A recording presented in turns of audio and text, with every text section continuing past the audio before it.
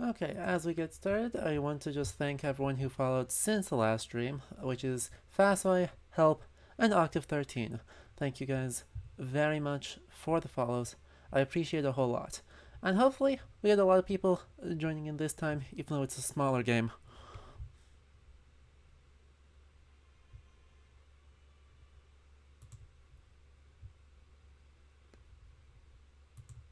Now, hello and welcome to Lido History. Hopefully the game shows up in a moment. There we go. There it is. And we're immediately claiming to have issues of tech, despite that being nonsense. Okay. Hopefully that fixes itself very soon. Anyway, this is Lido History. My name is Adam. And we are playing Bad North today. This is a little indie game that a little roguelite that tries to describe what it's like to get raided by Vikings. And so we're going to be defending a bunch of little procedurally generated islands from the Vikings, and whatever doesn't get stolen away to go back to Scandinavia will be taken for us. As I joked about in my announcement on Twitter, it's super cool. The super cool study just came out a couple days ago on the genetic study of Vikings that focused on such interesting questions as were they all blonde-haired? Or were they all specifically from Scandinavia? For some reason, I don't think people necessarily care when we actually get into the nitty-gritty of it, whether they were from Scandinavia or Orkney. Fact is, they were raiding, and we kind of sucked if you were the victim of a raid. That doesn't change. Anyway, let's take a look at our guys here. Super stylized, and I love the aesthetic of all these people, because it is just so amazingly, ridiculously stylized. Though, I also, by and large, like these commanders things, though this little headband feels very Crusadery, very First Crusade, late 11th century, but a lot of it with this kind of stylized chainmail is very plausible, and just a really aesthetically pleasing thing, very in line with some, I don't know, like the film Book of Kells or some of those incredibly stylized drawings. In terms of these guys' names, exactly. In terms of these guys' names, we've got a mix of English and Welsh names, and Scottish. Deirdre being Irish, though they don't really distinguish here. You can't ever really tell. Oh, and this guy's Divith, which is a very, very, very Welsh name. Anyway, interesting thing here is that though visually you don't really see a distinguishment, you can actually hear it in the voice. They have both male and female commanders, which is cool. Not entirely implausible either. We'll get into that in a little bit once I actually get started, because we're going to be playing most of this game. I don't know if we'll finish it, but it'll be pretty close. That means we need to get started as quickly as possible. So we'll run with these two. Actually, let's get a different face here. Ooh, Arden. Hey, these two are from the same story. Let's go with that.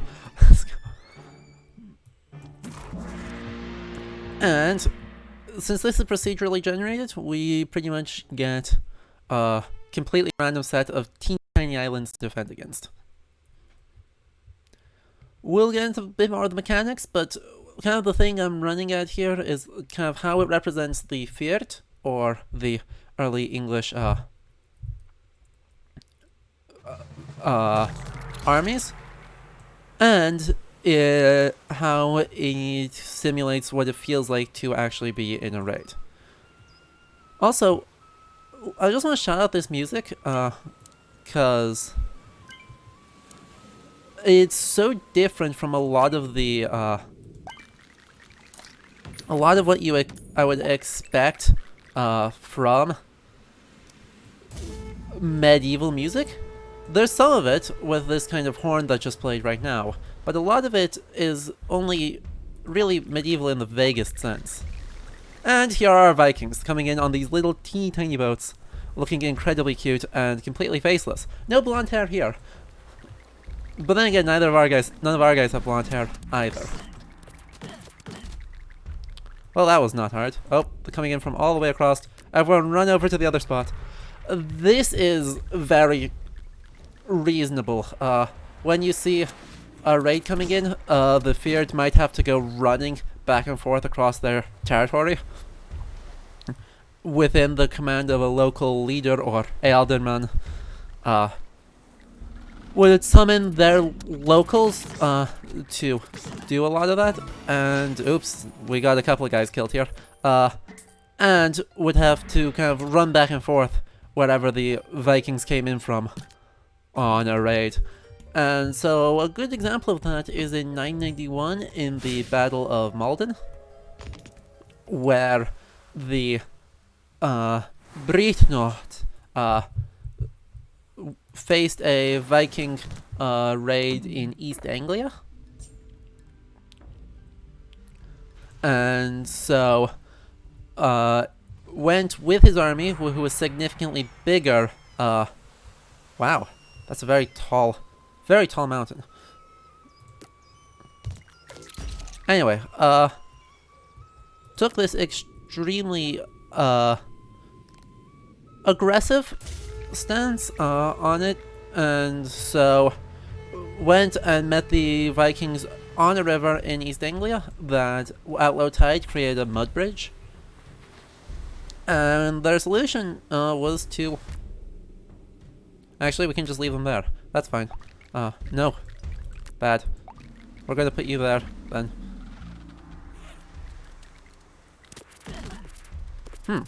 They do seem to enjoy the idea of going in and actually fighting, which is weird. Anyway, that battle, despite the English armies significantly outnumbering the raiders, turns into a dramatic defeat that gets immortalized in...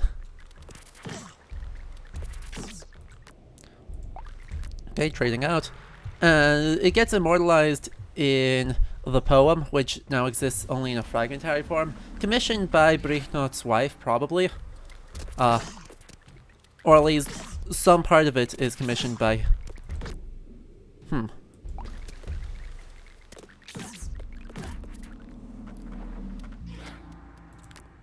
Okay, we've got the last group of incoming here. And we'll see what they allow, what they don't. So that did not go so well. Anyway, the reason why this went badly for Britnot is supposedly the poet blames it on something called overmod, though how that translates is a bit meh. I'm kind of in the camp that it should translate as arrogance. Regardless, the Norse raiders were being held in a very specific area, and so near their ship. And after an exchange of spears, they had met, and a very few number of English people, I think it's 2 according to the poem, but realistically probably a few more than that, were holding the bridge against the entire raiding group. And then Britnot actually decides to let the raiders cross the little spit of land so that they could meet in a true shield wall, face to face. And then one of Britnot's cowardly retainers steals his horse and runs away, turning the whole thing into a rout where Britnot and most people are killed, though the poem cuts off in the midst of explaining how everyone died horribly. Anyway, having accumulated some money here, we can actually upgrade our people. We can actually decide what class they're going to be. Yeah, it definitely means that in modern Scandinavian, but there's been some debate about whether in Old English that's in actually appropriate translation, whether that's overconfidence of some kind, or whether that's actually supposed to be a good term. The argument in favor of it being good is the idea that perhaps if the tide had come back in, the Vikings would have simply moved somewhere else, and the Fjord on foot cannot keep up with a sailing longship. And so the argument there is perhaps, yeah, this is actually okay, that it was actually a good decision that turned out unluckily. We're not super clear on that, though. No surprises. Anyway. Next turn. We switched Deirdre from being just a random sword people into being an archer, because archers are really good in this game. We have 3 options on our initial class: infantry, archers, or pikemen. Now, while pikes are obviously... oh cool, and we get another commander, Kirwin. Well, we've got 2 Irish names and a very Welsh name here, so... This will be fun, and we kind of looks like 5... Probably 5 coins to protect. Anyway,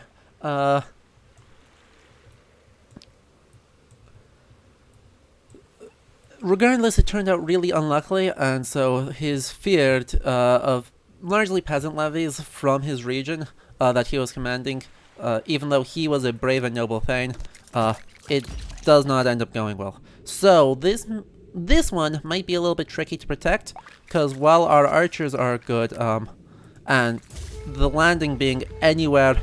Oh crap, there's a bridge up there. That's not good. We'll have to see where they come in from, while our guys run back and forth to protect everyone. I really like that the islands have local commanders as opposed to... okay, we've got incoming up there, so... Everyone will just converge on the Vikings. These guys have shields, which makes them really scary, against archers. They just straight up beat archers most of the time. Anyway. Well, oh, nope. Need to go back over here. Well, these, the way I'm kind of running this tactically is very much in line with 10th century, English tactics, where they would be stationed at what's known as a burh, some kind of fortification, either made out of wood, wooden with a palisade, or should require, in some of the larger cities like Winchester, actually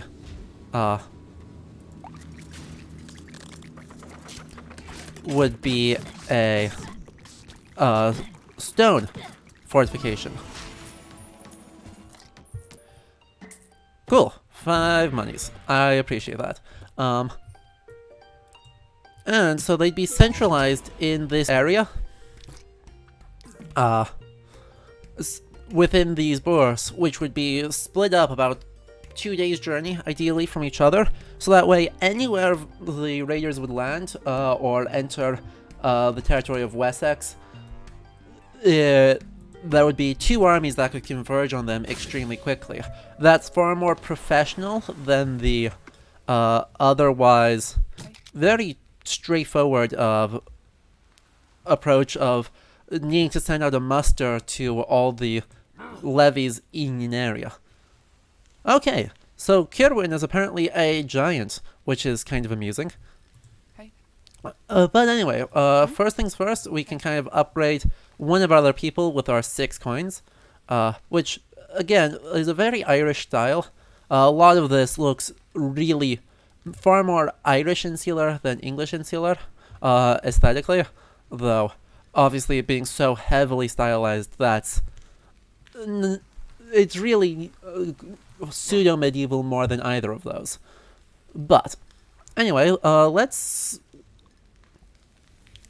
get him in the thick of things. If he's a giant, let's make him into infantry, carrying shields to block blows and projectiles, or the pikes, which, while spears were used, we can talk about pikes once we get some, because they're a little bit silly for the, 10th century? Or anywhere in that. Anyway. Oh, cool. We've only got... Okay, cool. So we can just kind of defend right in here, and that'll be fine.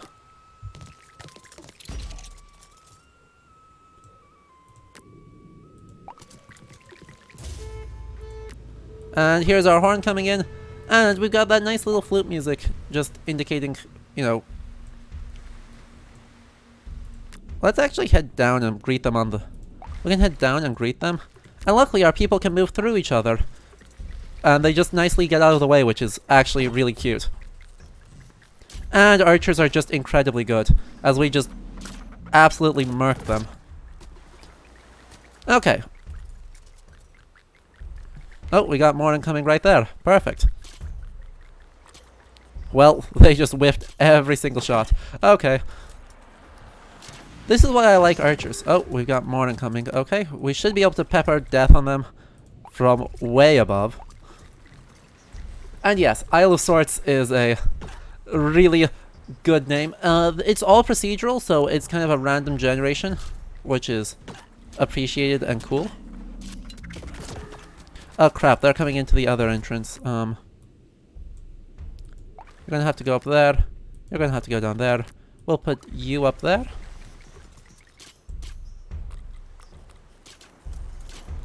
Come on, land one of them. There we go.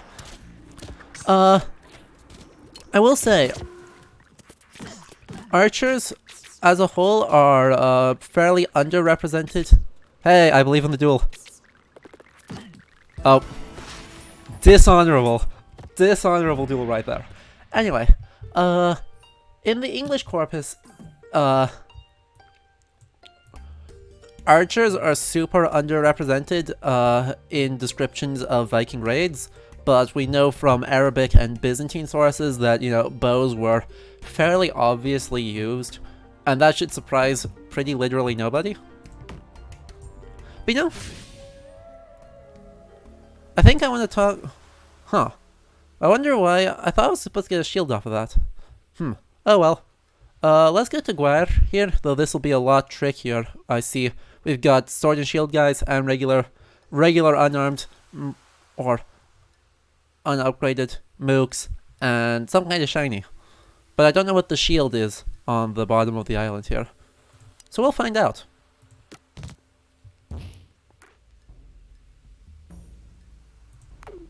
Let's go to Guire. And yeah, I do love this art. Okay, that's not good. So there's a lot of money on here, but this is extremely hard to defend, as it turns out. If they come from opposite sides, we might be in a lot of trouble here. Okay, there's the first round. Oh, there are archers coming in. Let's get these guys out of the way, because...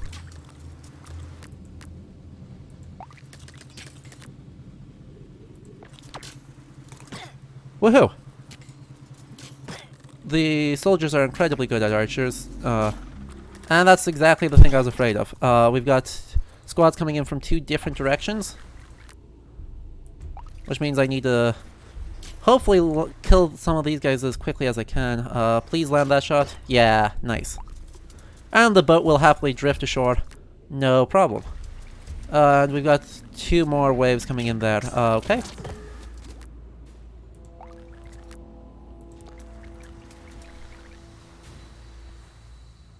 And two individual boats. So this is really kind of scary, even though these boats are tiny.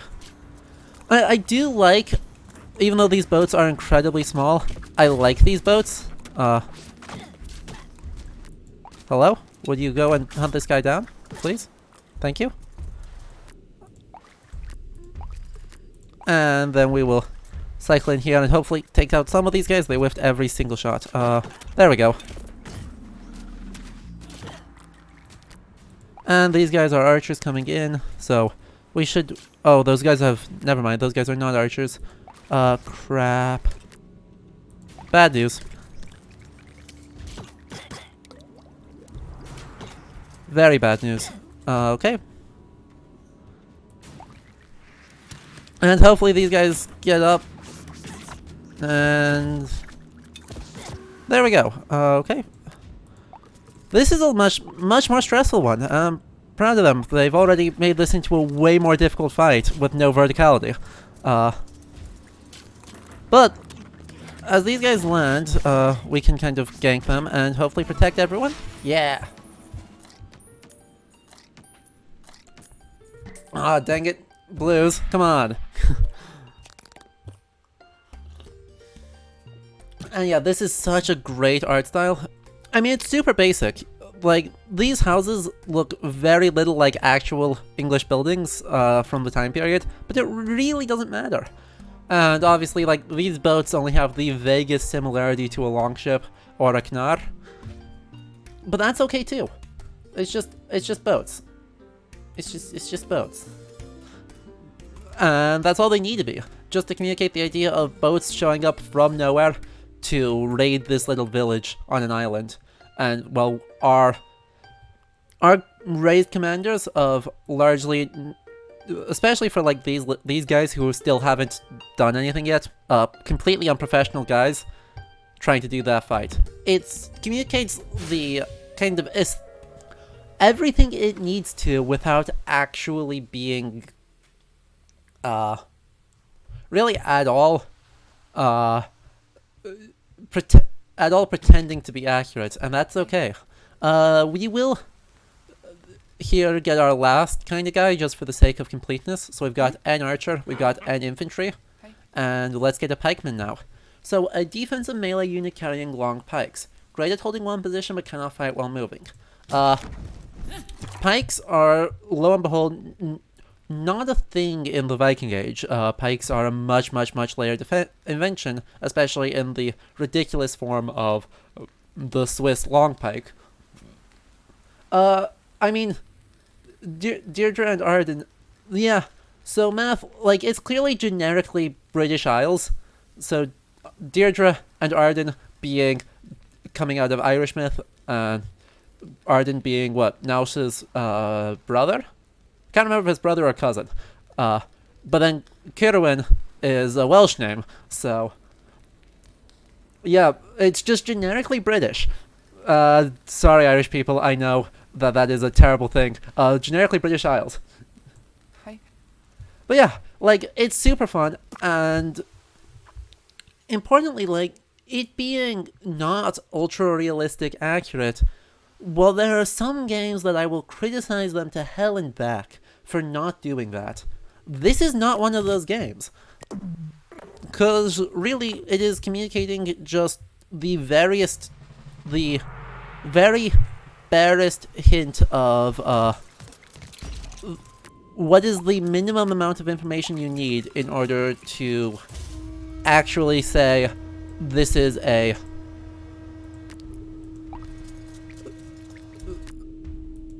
so they have to walk through here, I believe, but just to make sure, we'll put the guys here, and we can see our pikes in action, as they will absolutely slaughter these guys, because they'll just go poke, poke, poke, poke, poke against all these guys. Spears, well,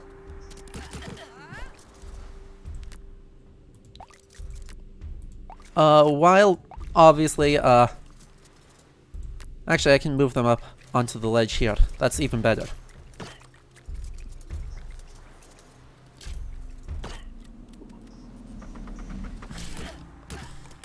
While spears were used, and in fact would probably be kind of part of the standard thing, kit for the Peasant Fjord on account of pointy sticks being really easy to make.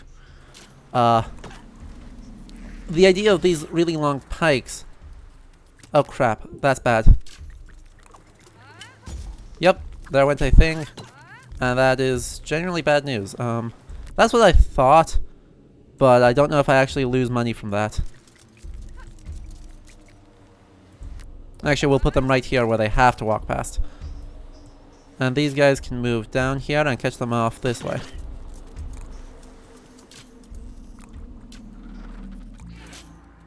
Poke, poke, poke, poke, poke, poke, poke. Oh cool, I did not lose money from that even though they got firebombed.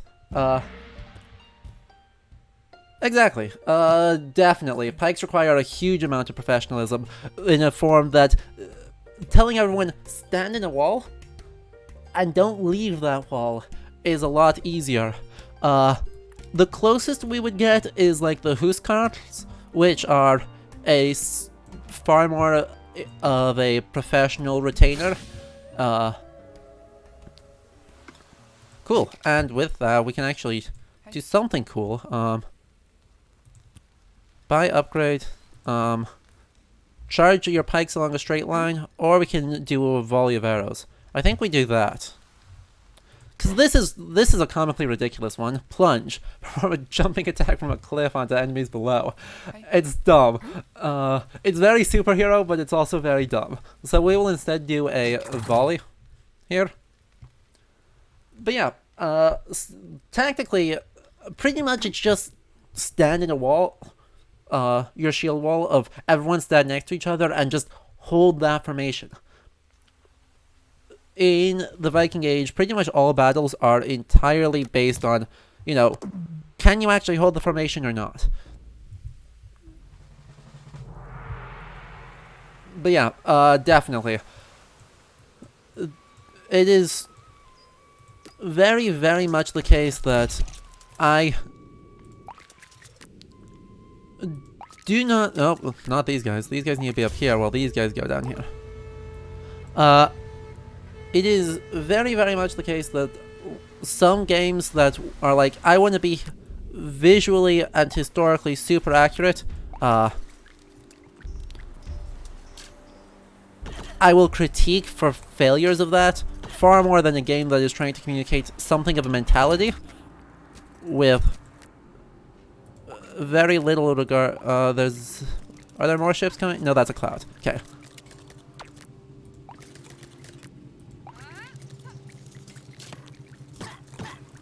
There is one guy left. Neat. Where's the next ship coming from? Come on. Give me a challenge here. Don't actually, that... There's lots of room for me to regret that decision very soon. But yeah, you know, those guys have that under control. Let's head this way. Well, not if the archers just straight up miss all the time. One guy, come on.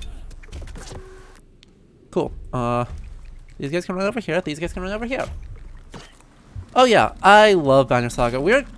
I've got a full playthrough of it on the channel on the YouTube channel from way back when. And so, I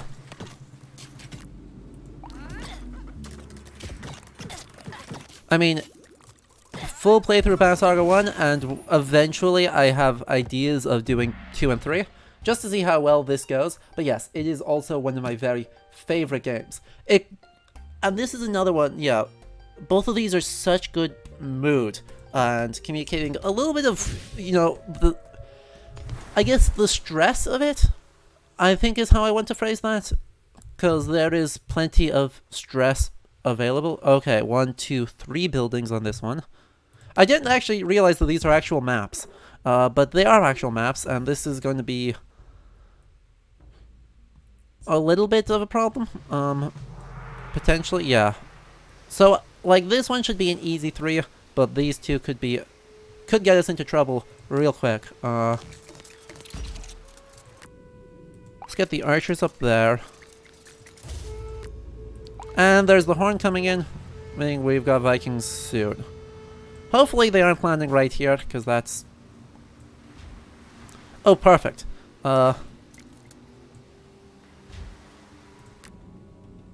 We'll run them up top, I guess.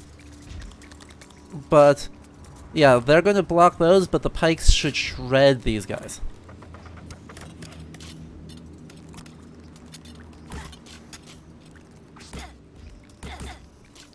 Oh yeah, one thing that struck me as interesting, that I didn't necessarily actually mention in a moment, I mean, Deirdre is female in this. You could tell by her voice actor when we selected her. She is definitely a female commander. Which, you know, let's actually talk about that. Female commanders in the early English world are, oh crap. Highly, highly unusual, but also not unheard of. The most famous example without a doubt, has to be Athelflaed, the eldest daughter of Alfred the Great. Okay, we will back these guys up because the pikes are better suited for this. And also these guys are taking quite a bit of pain, so...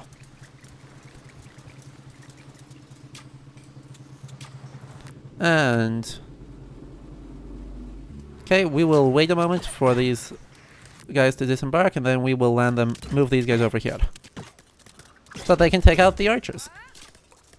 Hello? One archer. And we did it!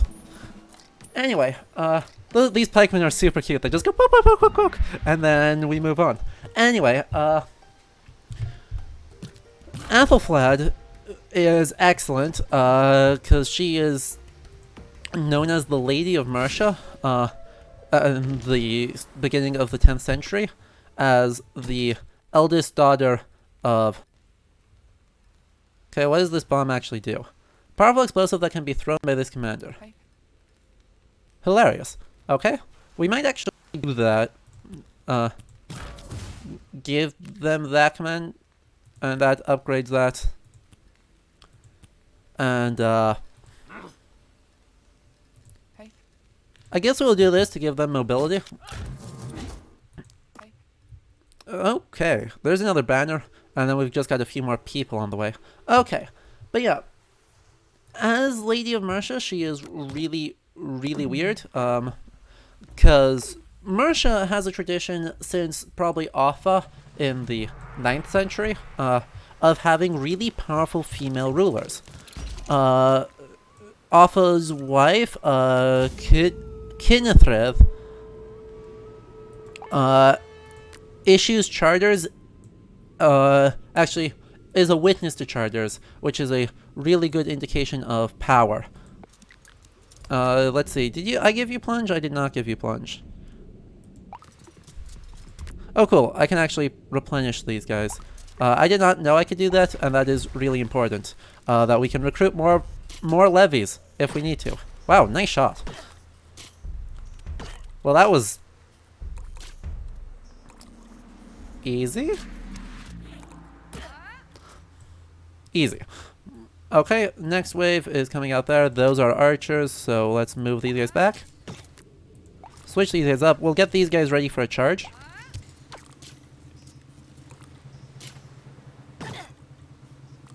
And one bow left. Come on. They fail. My archers whiff at the last moment all the time. Okay, we got more incoming here. These guys are all normal, but there's just a lot of them. Okay. Actually, you know what? We can actually back these guys up and let them all land, because they have to walk right past our pikemen. And that is not a good time, because these guys are incredibly cute while wrecking shop. Same plan roughly, but we can put the archers down here. And yeah. Oh yeah.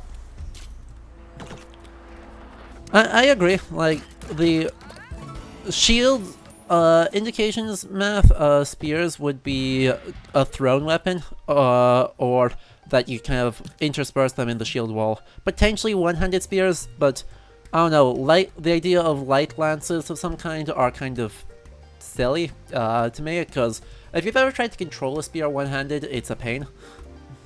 But yeah, anyway, Kynethrith is the wife of Offa of Mercia, and while she pretty much did not have authority of her own, she definitely did have recognized power to be a witness to charters and otherwise issue coin, and also I think she issued coins in her name, which is a really strong indication of power. Okay, so we've got 2 buildings up here, and we've got 2 buildings down there. Keeping them alive. Okay, does that just not go anywhere? That just does not go anywhere. That's perfect.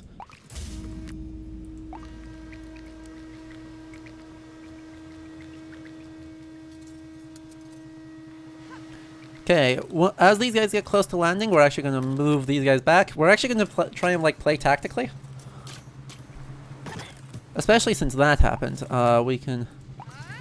Actually, you guys can move forward again, because that building is right there, which is really, really spooky. Okay, where are they coming from? They're coming from over there, but the archers don't matter, because those guys will just get slaughtered by the pikes, and then these guys will defend against these shields.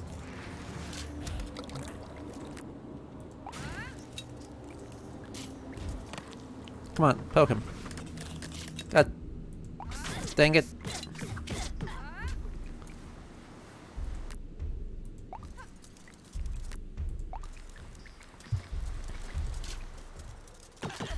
Okay, yes. Regardless, it communicates an idea of spearmen, being good, spearmen being good anti-infantry quite well, even though they are obviously weak to, obviously and correctly, weak to arrows.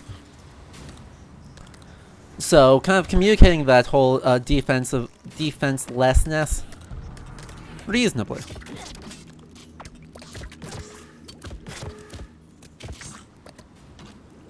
Hello? Weird. Sometimes the tactics in this are confusing. We need these guys to be over here. Fast.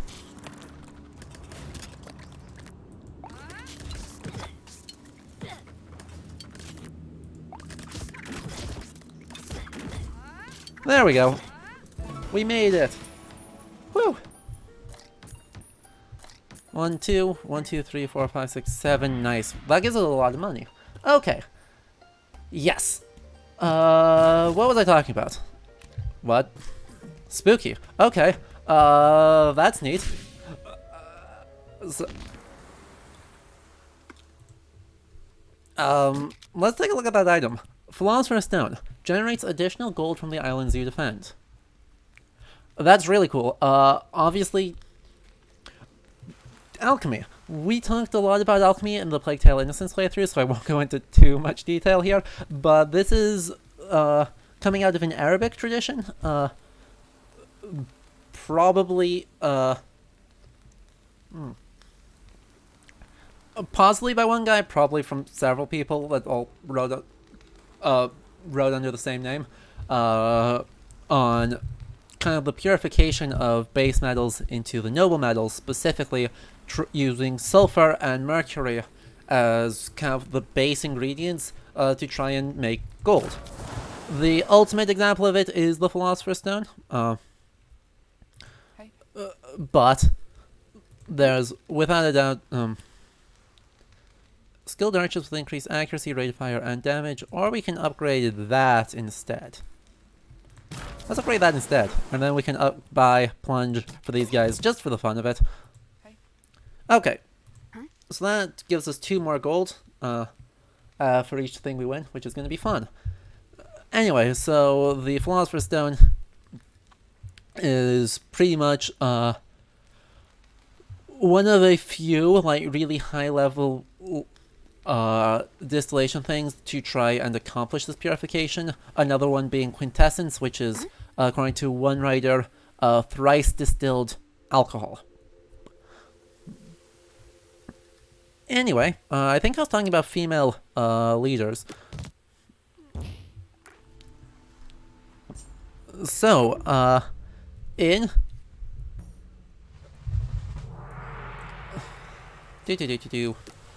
Oh wow, there's a lot of things here, but this is going to be a difficult one to hold. Okay, archers, move out. These guys move out.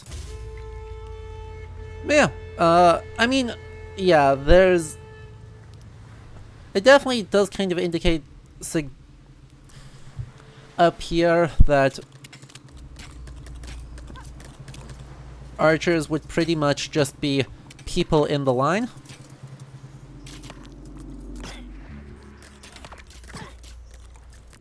No, move in. Take them out. There we go. Where's the next? Okay, you guys need to get over here. You guys need to get over here. Trade. I will have these guys actually stand over here. We'll see if they actually shoot at the correct people or not.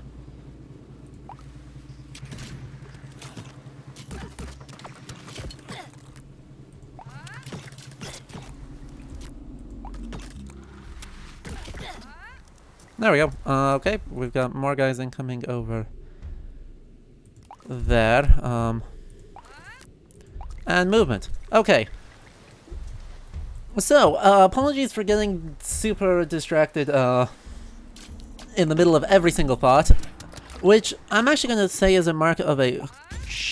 crap. Is a mark of a pretty good game. That there is doing what it is trying to do really well. Okay, we're probably losing money off of that, which kinda sucks. But that's okay. Where are my... Hopefully these guys actually, you know, shoot well and land, kill some of these guys? Maybe? Maybe? Archers, please? Archers.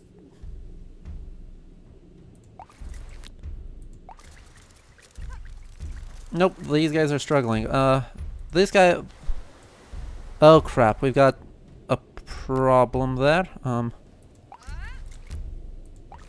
I need these guys to kind of land that. I guess we will bomb that area as soon as they land.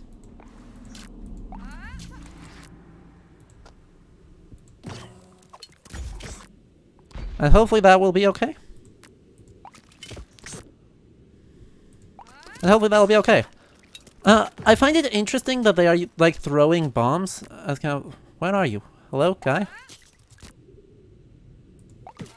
There we go. I find it interesting that they are throwing bombs as kind of their thing.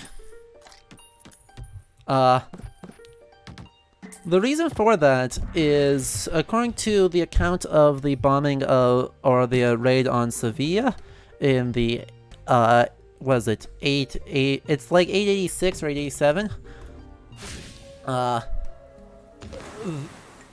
They used fire to burn the town, during the raid. While this is not necessarily 100% trustworthy, it's also, I think, overall a reasonable interpretation and something we should be able to trust.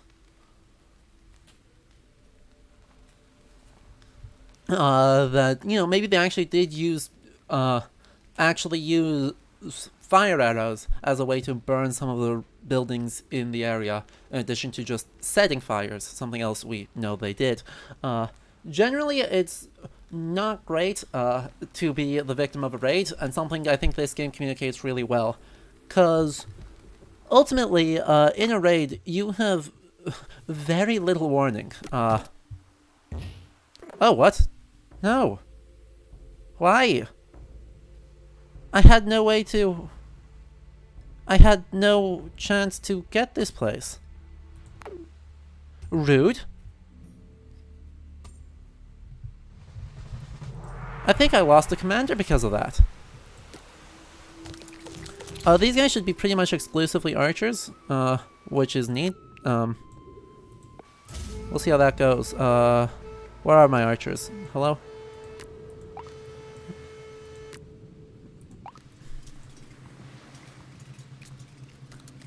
They actually want to move back down here. And please land these shots. Come on, yeah. There we go.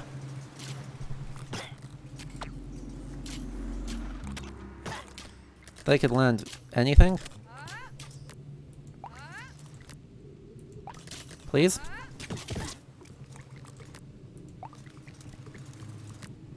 Okay. Okay. Anyway, I think I was talking about, like, female commanders. No, anyone can be anything, Math. Which, thank you for getting me back on track with this, because, yeah, I got super distracted by everything else happening. not really a surprising turn of events if you've known me for any length of time. But yes, anyone can be anything, which is very, very important to acknowledge and keep in mind. But the idea of female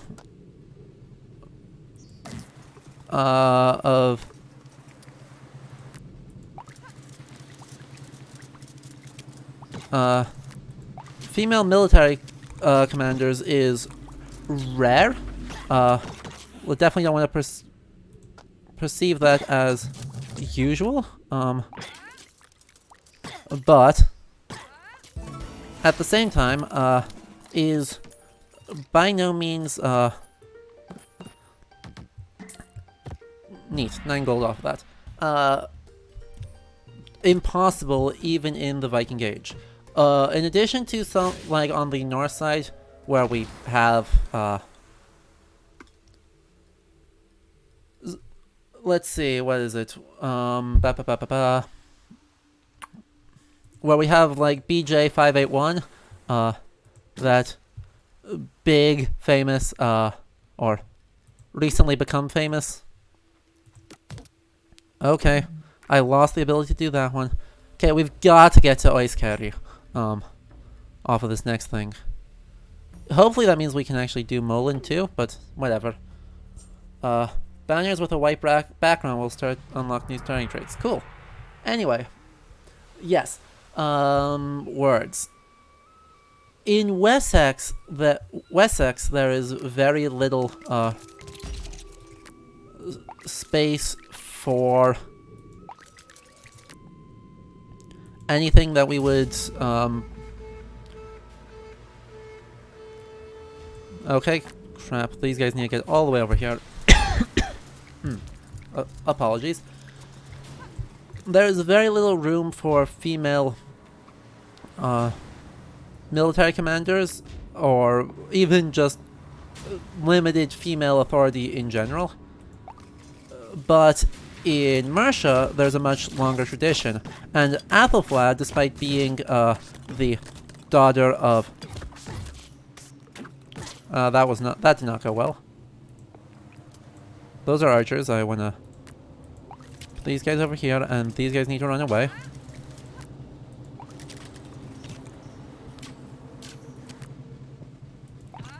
We will put them here, and then we will have them go 3, 2, 1. Infantry charge. There we go. That actually works really well. Where's the next wave of people? Right there. Okay.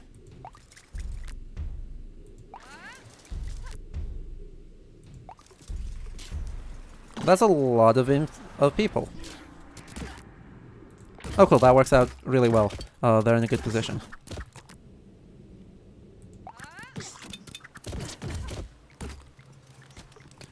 No.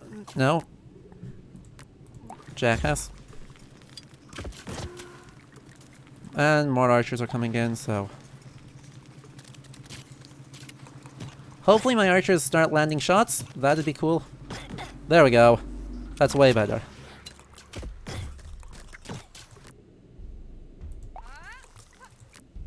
You don't have that up yet. Okay. Chase them down. Please. Please chase them down. Oh, crap. That's not good. We will use the archers over here. And these guys will have to go over here. Wait, no. Right there. Okay. Well, the pikemen have to just do pikemen things.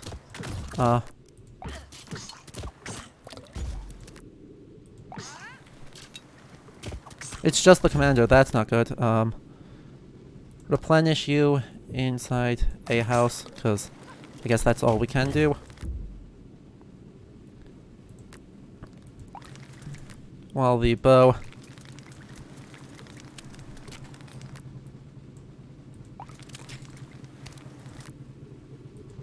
well, We're gonna have to just wait and hope.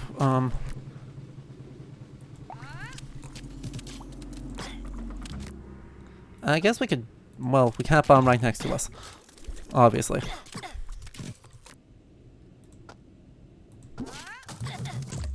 Hey, that worked out hugely well. We made it! We have not talked about that yet. I have been thoroughly distracted by the actual game and trying to talk competently about history while also beating the crap out of these archers that are showing up from all over the place.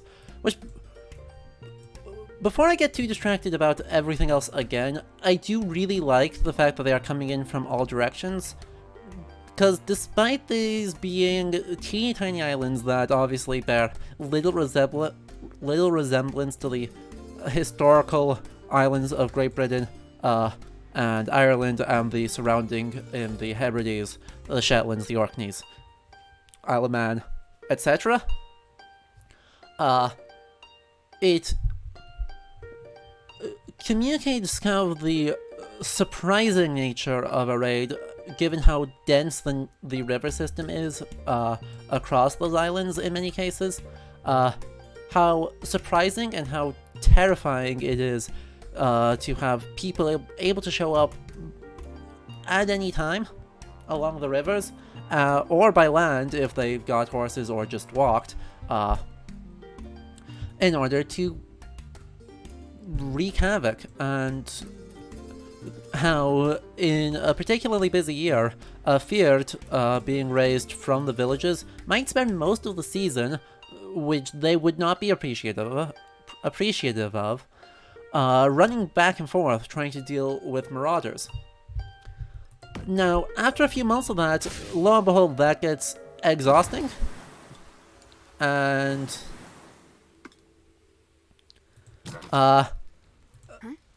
they are not a fan. Are not a fan at all. Okay. Cool, so we can do this one. That'll kill Herringholm, but then we can do Mullen next as our big thing. This will be a scary one, but I think we'll be able to get that. Because that'll cut off these, that'll cut off that. These two are free. I'm looking at where these boundaries are. 14, 15, 16, 17. Okay, so we don't have to decide until Small Isle or Braddon where we're going to next. That's good to know. What else can we upgrade? We can upgrade the bomb. We can upgrade the bomb. Let's not upgrade the bomb. But yeah, I mean, opposed landings are kind of the opposed landings are kind of the ideal for the English forces, possibly. We're not 100% on that, because there is the risk of it. If it's purely opposed, they can just get in the ship and go somewhere else. But that doesn't necessarily. Oh, cool! We do get another. We do get someone here with Drudwin. Good. That's what I was hoping for. A fourth person, even if they are bad, is incredibly useful.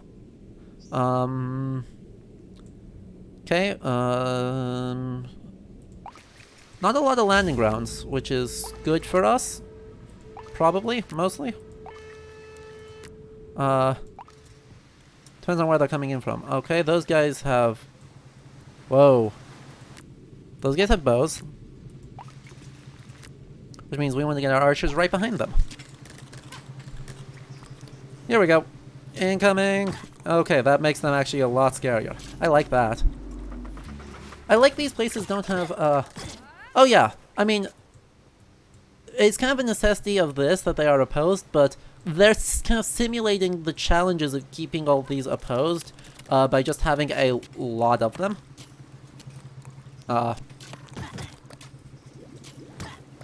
So, where instead we, instead of potentially having to deal with them trying to just avoid the armies and avoid pitched battles at all cost, which is a thing the Vikings did. They tended to lose pitched battles, and so they tended to avoid them. That should surprise nobody. But it simulates that by having them usually able to land all over the place, which is deeply scary.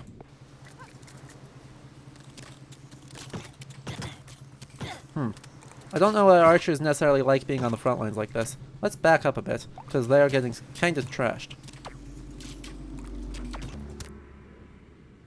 And they're coming in on the landing, so we can gank them. Ta-da! We don't get a lot of money off of this. I mean, 6, which is not bad. But that's okay, because that's actually enough to immediately upgrade one of these guys. And he's a collector. What does that actually do? We'll have to find out what that actually does.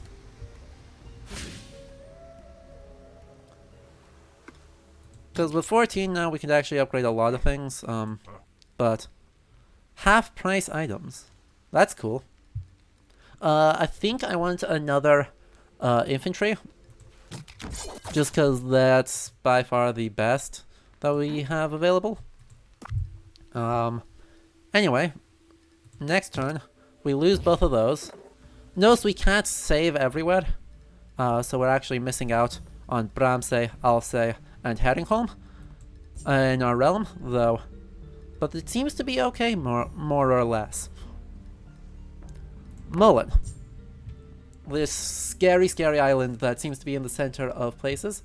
I mean, math. The reason it's ingrained in cultural ooh. Fancy. The reason it's so ingrained in cultural memory is mostly the, 2 battles, Hastings, despite that not really being a Viking raid in any way, shape, or form, and the Battle of Malden, which I talked about just a little bit ago, which is the supposed landing that goes fairly disastrously. Anyway, the reason I went ooh shiny is the Abbey up here. I actually really like this design on the Abbey. It's not... The weird, like, 3-tiered thing is a little bit more... almost Stavkirke than in early English church. But overall, like, that actually communicates a chapel building in this period remarkably well. The cross shape is correct. The short tower is correct. A rose window here is not correct, but, you know, also, Lindisfarne being quite famously the first raid in the British Isles.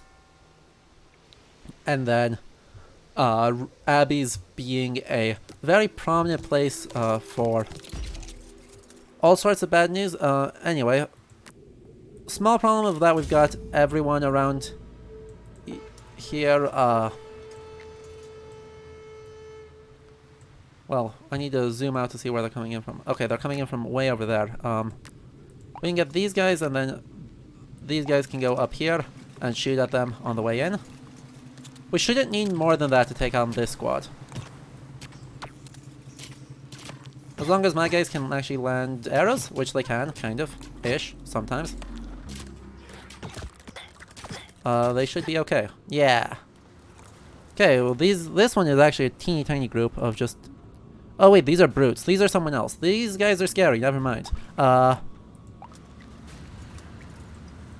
what's over here? Who is coming in here?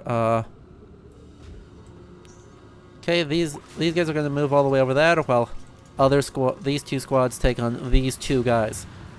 I'm using a lot of resources to take on 2 guys, because these guys scare me. These guys really scare me, because it takes a lot to kill them. And that went well. Back off while you 2 come forward. And we'll just see how many of these guys we can take out before they land. Yeah, that worked. Okay. Well, we may actually...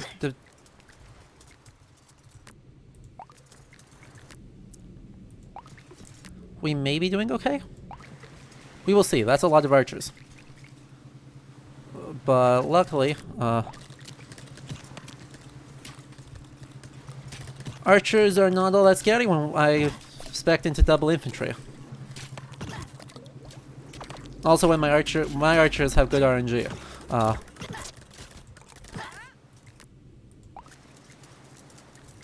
Okay, they have to go against.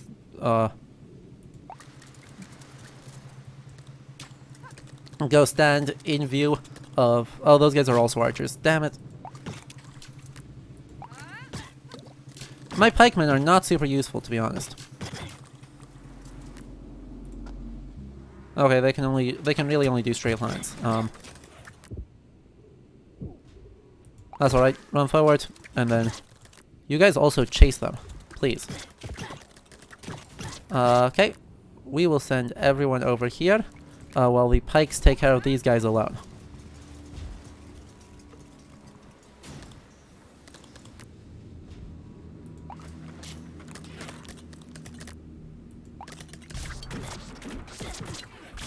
Come on, poke, poke, poke, poke, poke, poke, poke, poke, poke, poke, poke, poke, poke, poke, poke, poke.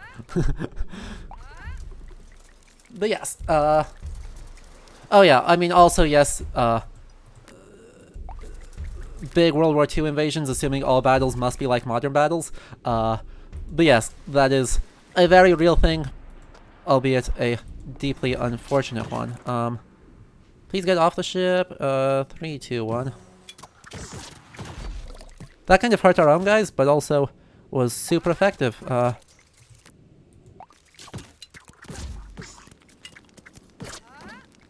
Hello?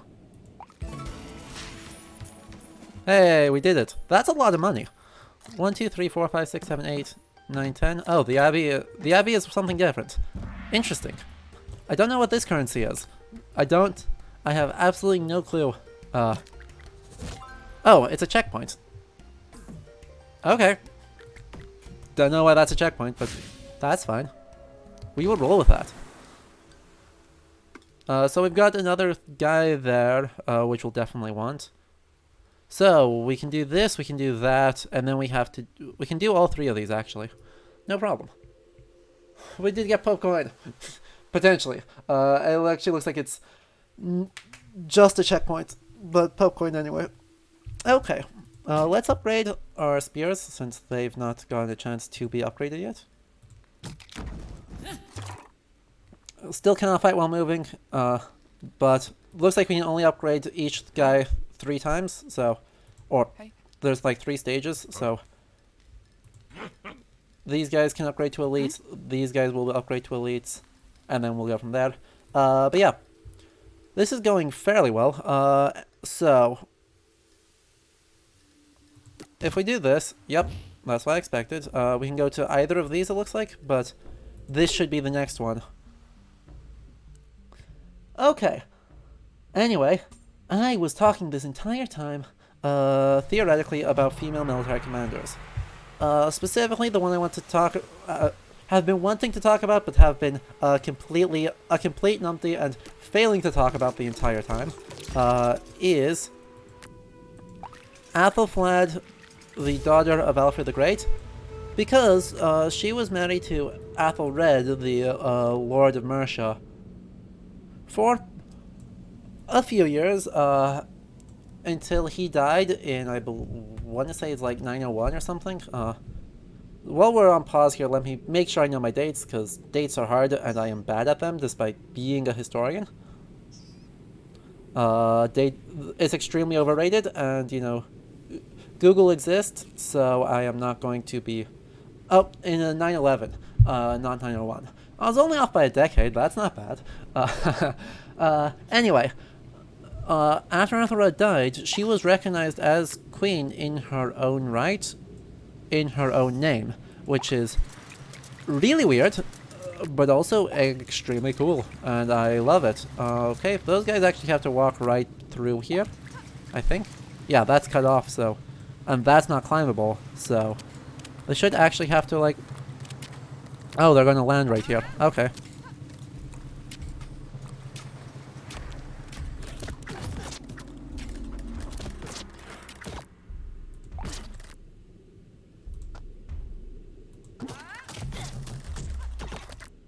Keep chasing. Go on. Okay, these guys... Need to go through here. Well, these guys need to go replenish themselves in yonder house. Meanwhile, the archers can go stand right up here and wreak havoc from above. Oh my god, that was an absolute slaughter.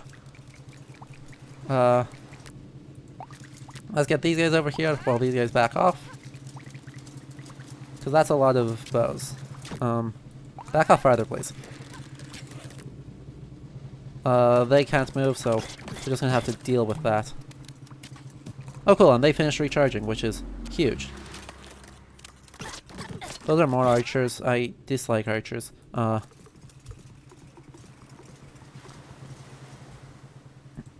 Please go forth and land successfully.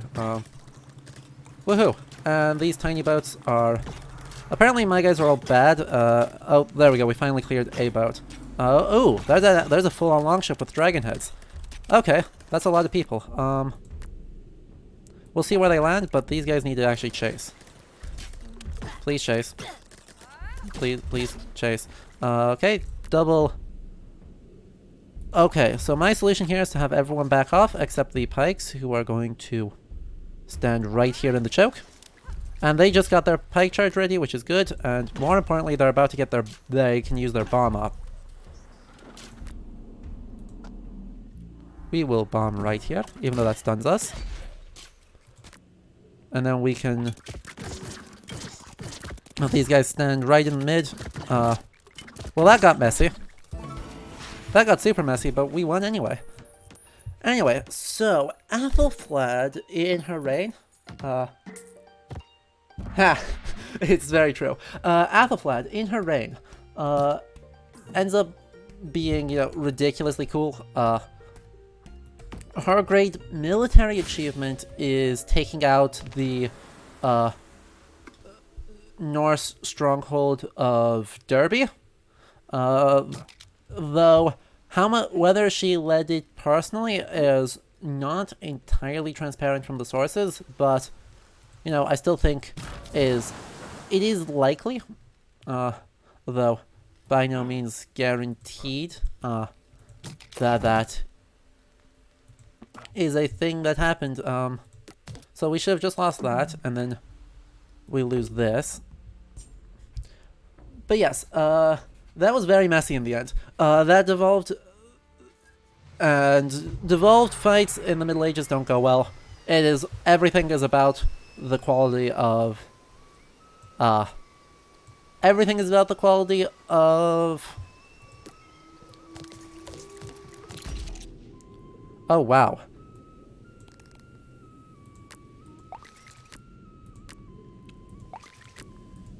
Okay, so with this being so far up the cliff, we should actually more or less be okay, though we will have the pikes go stand over here. Or not, because the pikes are the best suited against these guys over there. Please go shoot them. Shoot them, please. I know that's in range. Come on. Seriously, archers? Hey, it's been a little while. Yoink.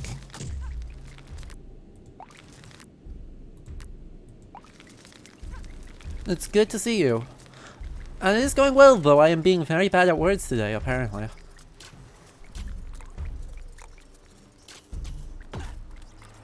Oh, that's gonna land right in front of us.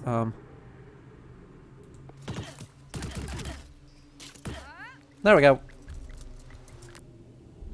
I suppose I should probably, like, actually send the other units down to help defend.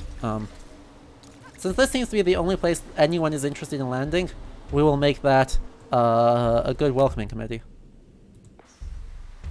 Okay, they're going to land on this one, so we will actually...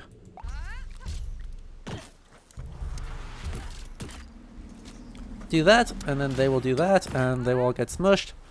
And then we can head over here. And 1, 2. And that should be okay. Since these guys are all, literally all, generic Viking dudes, it makes everything pretty easy. Okay, but That's frustrating.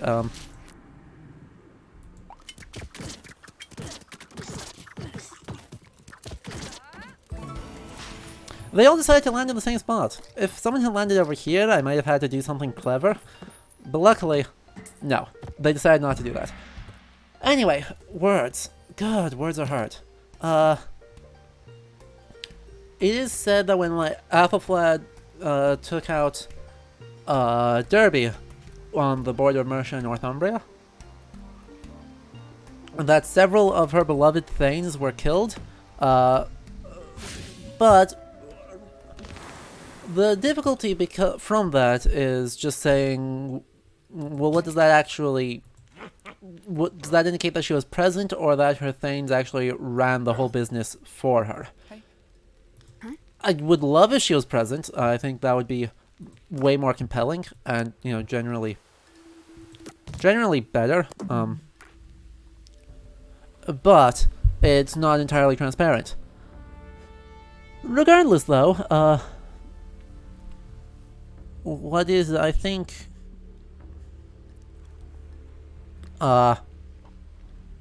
okay. Let's see, so if we go here, then we can go there, then we can go to this one and pick up a new person. No, we can go here, then here, then here, then here, and then here, and make sure we're getting new commanders consistently. Okay, I've got a plan, I think. But every source that talks about her uses Quen or Regina or anything that... words that really do indicate that she was perceived of as a queen in her own right, with full power, in a way that is really unusual. It's hardly unknown in the Middle Ages, because there are also cases... Matilda, some generations later, was supposed to be recognized as queen according to the wishes of Henry I, but her son Stephen did not like that idea. Okay, that's a lot of people. We can have these guys kind of defend this entrance, I guess. Oh crap, there's two entrances. There's two entrances up there. Of course there are. These walls are potentially helpful, but potentially really bad news. Because it makes navigating places harder. So we'll keep them kind of central until we know where the raiders are coming from. Okay. Big wall of guys there. We'll drop them there, I guess. Well, these guys can defend up top side. Well, okay, they're coming in farther away than I expected, so... we will wait as they land. We will actually drop the bomb right away.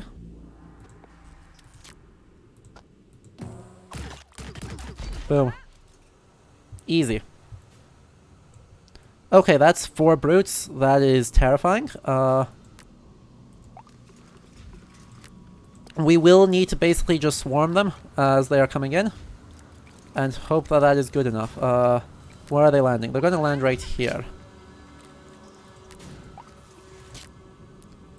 Okay, we are going to pike charge them as soon as they land.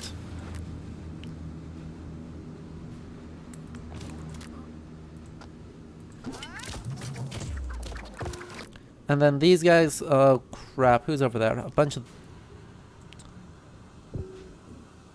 okay, we're going to have to trust that those guys are going to be okay, because these guys need to get over there in order to be on time. And there's one more brute coming in, so we will actually back up onto the cliff here. And then these guys can turn around and go over here to... as soon as this guy lands, we need to plunge him. And then plunge him again.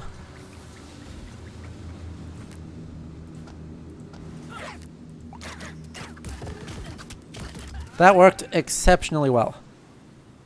I am shocked that that worked that well.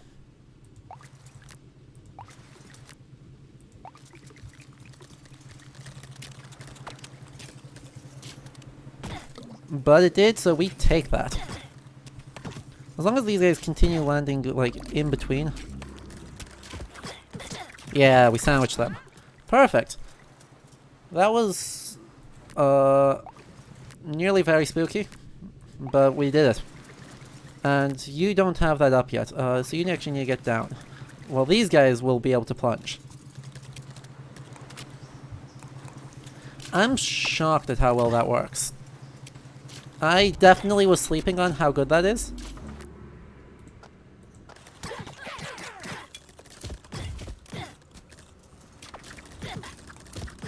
Hello? Okay, there's 2 brutes coming in. And there's 2 more brutes coming in. Crap.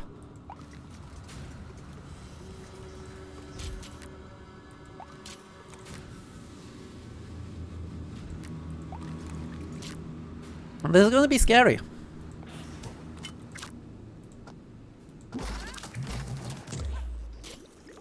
Okay, crap, you guys need to move over here and then plunge onto these guys.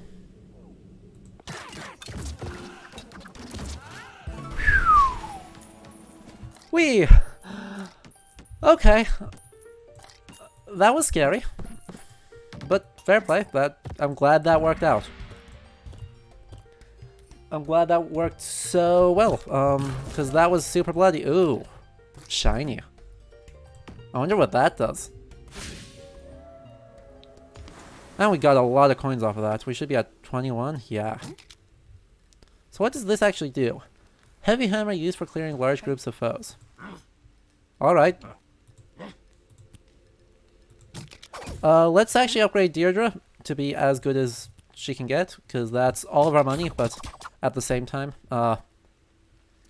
elite archers sound very useful.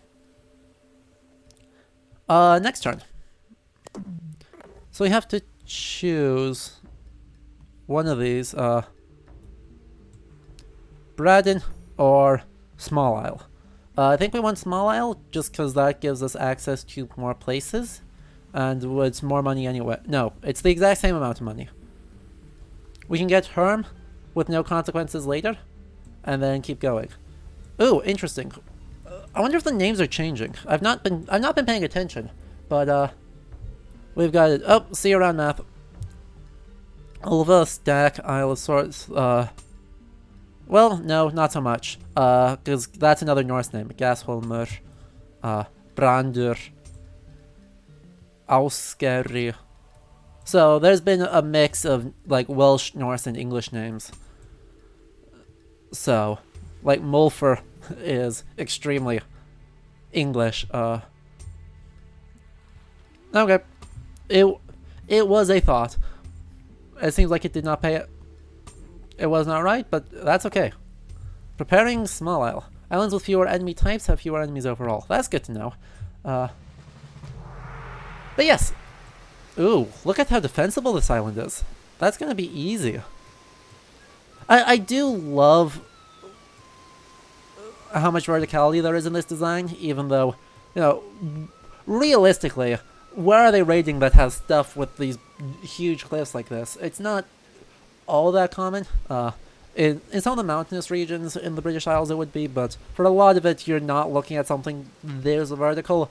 But for the purposes of the game, it makes the tactics so much more interesting. Anyway, let's deploy.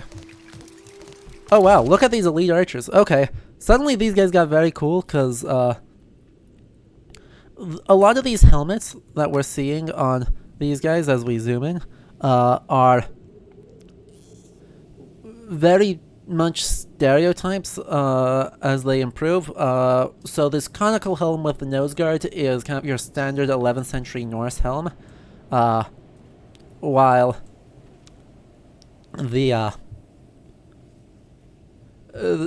this vertical or kind of almost great helm shape, if you kept bringing it down, it would turn into early 12th century like Crusader helmet, but in this style ends up being like a huge stylization of common type of helm used throughout the early Middle Ages. We just need to be a little bit more rounded, but with this gold trim, if you put an animal face right on the nose guard, it would be totally legitimate. is interesting, the spectacle helms, oh, that's not who I wanted to send up there. The spectacle helms that you would perhaps, or that were, in fact, very common, throughout the, Viking Age, are the purview of the brutes and the,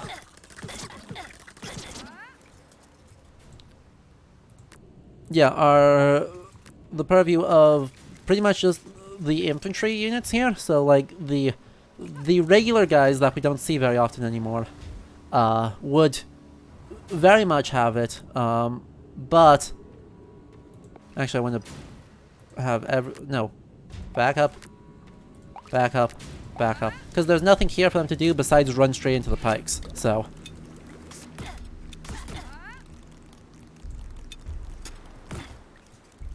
Same for this squad. We'll put the archers up here, but there's nothing for this squad to do other than run straight, face first, into an army of pikes, which goes poorly for them, so... Defender's advantage. Okay, these guys look like they're going to land somewhere a little less convenient for us, so... we will have to actually, like, you know, do things. We'll get them ready to replace the archers as soon as... oh, wait. Never mind, the archers don't matter for these guys.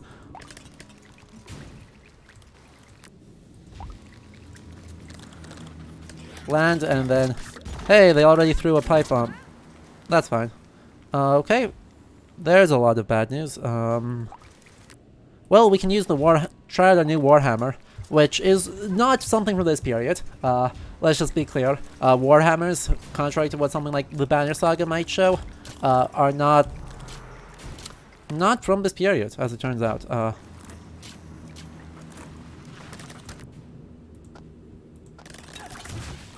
Wow, that was devastating. Holy cow. Let's have these guys go stand over here, and then these guys can just pike charge them into the sea right as it starts being interesting.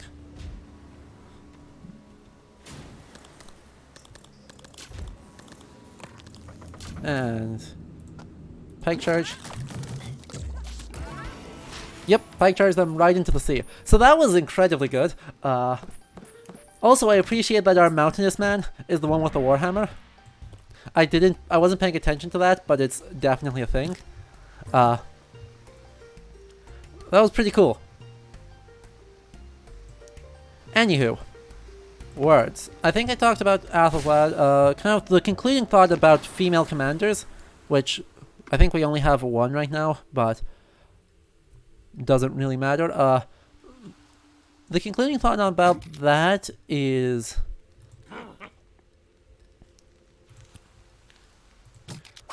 that it's definitely unusual, but we should not perceive it as something weird or impossible in the period, that women could have great political and military power. That's something we see repeatedly throughout the Middle Ages, if only we actually look for it. Next turn, we lose Braden, but we aren't going to lose Scarba yet, which is important. It is sad that we have to choose between Svinøy and Mulfur, though I will suspect that it'll be better for us to go to Svinøy. Anyway. Let's see. Right now, the only one we're about to lose is Herm, so we'll do that. We are being very completionist about this, so I don't think we'll actually finish this game. But definitely, it doesn't look like it's going to fundamentally change anytime soon either. Okay. We can get these guys up here. We'll keep everyone actually up on the cliffs until we know where they are going to land. Okay, we've got two immediately incoming. Well, if they're landing here, they have no choice but to come up the cliff, so that's fine. These guys can stand up here and be guarded by These guys who can dive on them. We can dive on them as soon as they land.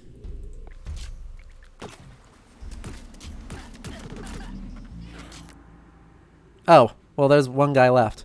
Never mind. Not worth. Run away. Well, you guys move in. Okay, so we've got more people coming in. These guys do have a chance to raid before we could get there, so we'll have people move in. And wow, that lightning adds actually a lot of spark to it. Ah, damn it, those are archers.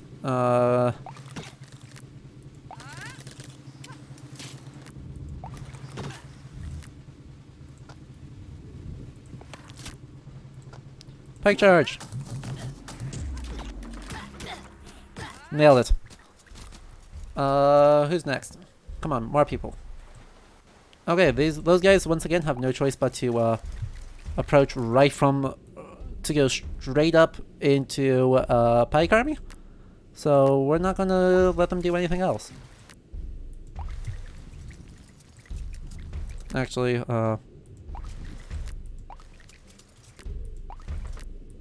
there we go. All the rearranging.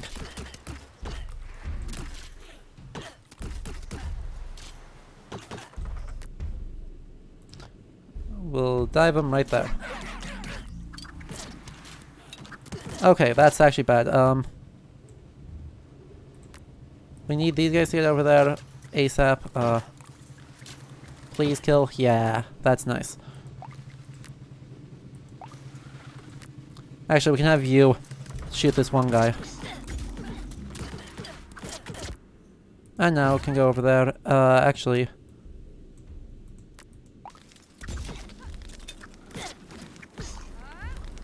Okay, now huge squad incoming up here. Where's my third team? You are almost dead, so we want to actually be careful with you.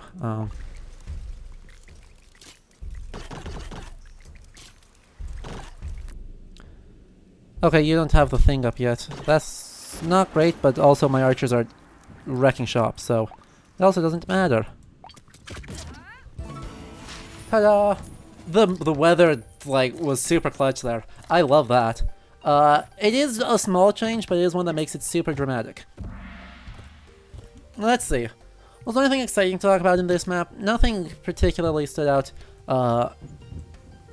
in this alone, though it is a nice variety. One thing I do like, even though like the boats go from, you know, teeny tiny dinghies to slightly bigger ships to kind of a Knar, so some kind of round ship here, and then to a full-on dragon ship. I do like how many ships there are, and the fact that they aren't all these huge long ships, because long ships are incredibly resource intensive, and if there was a... While they are the main seagoing vessels, using a Knar, something a little bit shorter, a little bit deeper draft, was also used extremely commonly in raids and trading voyages. So the fact that they're not just making everything these huge high-status dragon ships is a nice touch, and one I think is very worthwhile. Anyway, we have 14 coins, so I mean, we could go for another bomb, or we could... Let's upgrade the pike charge. Unlimited range. That's hilarious. Anyway, we have a choice here now that Herm's gone. We can go to Skarba, or we can go to Swoon Scary. This is not a hard choice because I like new people. I am curious, with a local commander, will we have to drop someone?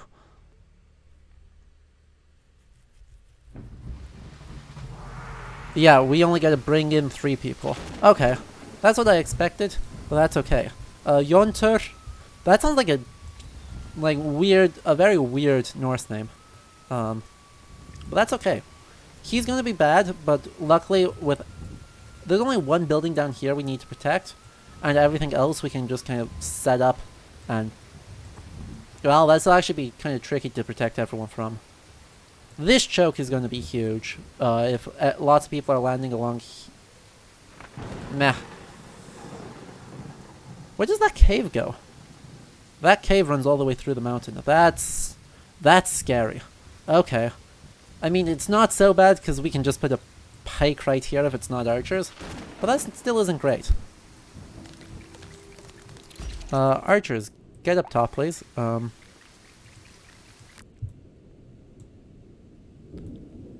no, I think by and large we want everyone to kind of set up top, even though that's long and slow.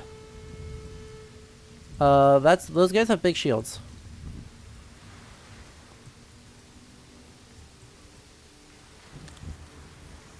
Okay, those guys all have shields. Oh, he's kind of an elite guy. I like that.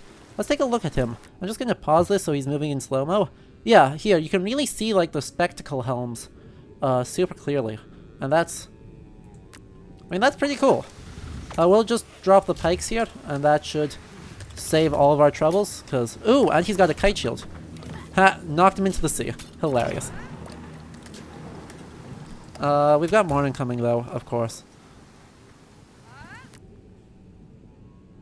We'll put you up here, and then we'll just kind of throw them straight down onto them as they land. Boink! That should do pretty good damage. Yeah. That was effective. Oh good, these guys are all going to land right here, where the pikes are going to thrash them. I love that. Okay. But yes, the weather is super good, and look, even these generic Vikings, despite being completely faceless and, you know, ultimately dehumanized, as kind of everyone in this game is a little bit, but, you know, your commanders have faces, so at least there's a little bit of personality to them, as far as that goes. No one here has a face. There is exclusively faceless people among the Vikings, and so... let's actually maybe Warhammer. Nice, and you got that back up, which is pretty cool. Infantry charge. Oh, well, that was a waste. Where's the next wave coming from? Right here, too. Okay. We will have you stand back. Cause... I mean, I do want to just bomb this area as they land. I just need to be careful with it. You back off so that you can throw the bomb there without screwing yourself over.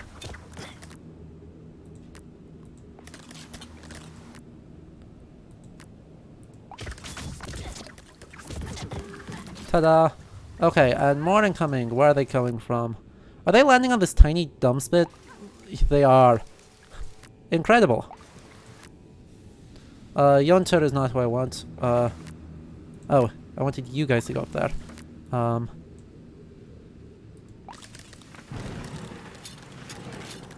Bup, bup, bup, bup, bup.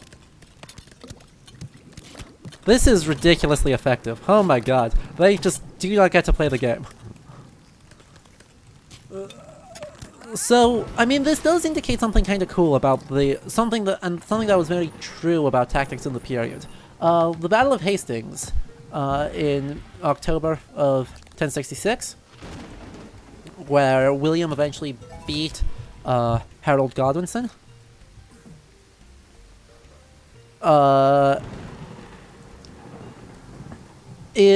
Starts off by being, you know, really... Okay, so those are the tough guys. A lot of dudes there, but there's another commander here.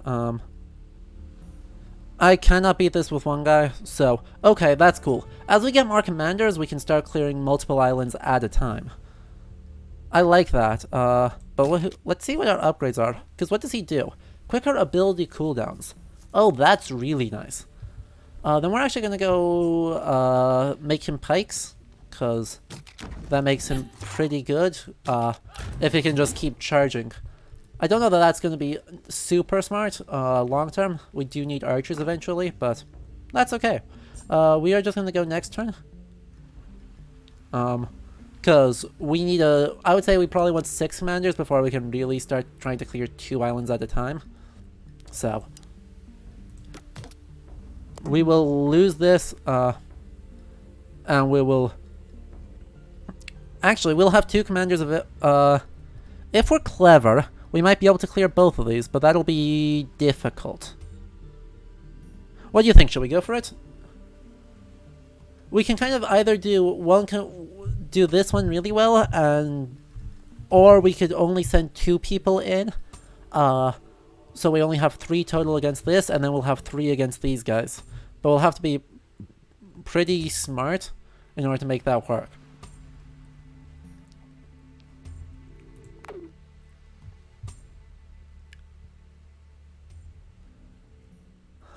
Meanwhile, Sphenoy actually would mean Pig Island, so I hope we actually see pigs. We probably won't, but I hope we do. Aw, no pigs. We cannot pet the pig in this game. Okay, that's what I thought. We can actually not send in our maximum number of people. Okay. So let's see. I want to replace him with that, and I want to leave out... I think I want to leave out Deirdre. So we can have Arden and... Oof, that only leaves 1 good person.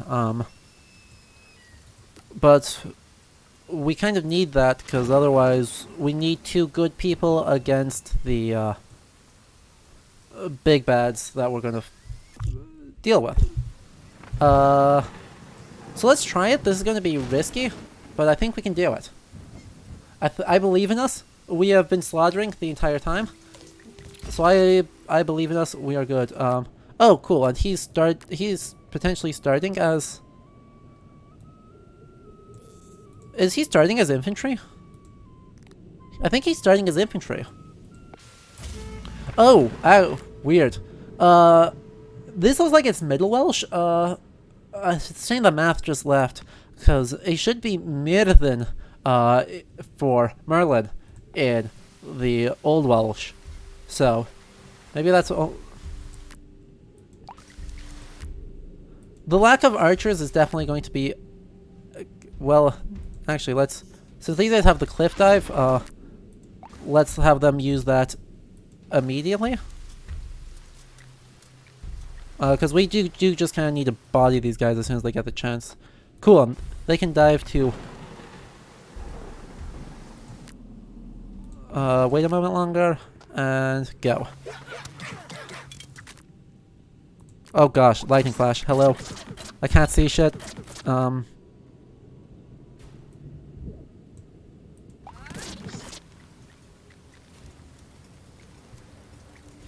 Okay, where are they landing? They're landing over there.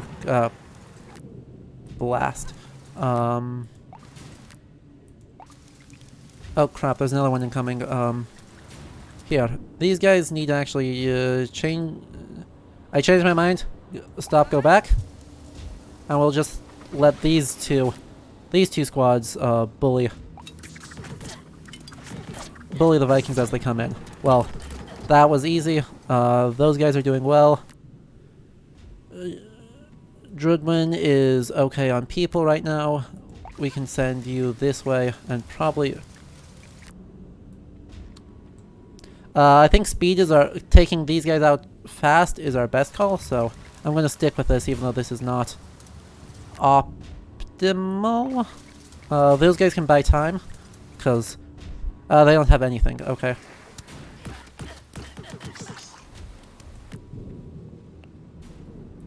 Now you guys can go... No, stop. Go here. Oh, never mind. They won. Okay. Then you guys can go back. Luckily the ranger at least put out some of the nonsense. This is not going as well as I had hoped. We are starting to run low on people. But that's okay. We will set this up to pike charge these guys. Actually, these guys have their thing set up, so when these guys land, we can jump on them. Actually, you might be okay. Get up, and then plunge there. Ah, damn it.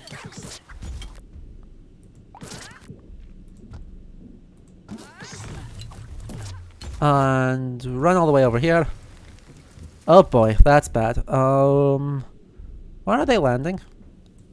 They're landing. That's what I like to see. Meanwhile, let's actually have you replenish inside here quick. Because we kind of need that. There's not a lot of pikes left, so they need to run away. Yep, I lost the commander right there. I just lost that fight, right at the end. Dang.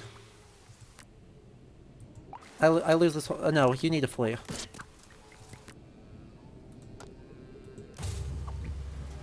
Get to a boat. Please. Please get to a boat. Well, that went poorly.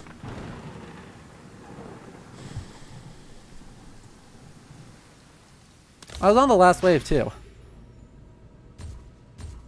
Dead, and I lost Arden, which means I lost the bomb too, which generally that's really bad. That went poorly. So do we even try? Oh yeah, can I pull the bomb off of you? No, I cannot pull the bomb off of you. Well, that went poorly. So, I mean, we can try here, but I think we just end up losing more people if we do that. So, we'll just give up on that, and, huh. I thought I picked up Swoon Scary. Weird. Oh well, well, that's actually not... That was really not great, because we kind of just need to... Yeah, it happens. We've been doing a good job on, you know, winning all of our fights. We weren't going to win all of them forever. We should get plenty of money now to quickly recover some of those losses. Especially since this should be a fairly quiet map, except for the fact that it's perfectly flat, which is scary. Yeah, we'll have to put some money towards just upgrading our guys. As quickly as possible, but that was going to be a hard map to just survive at the best of times.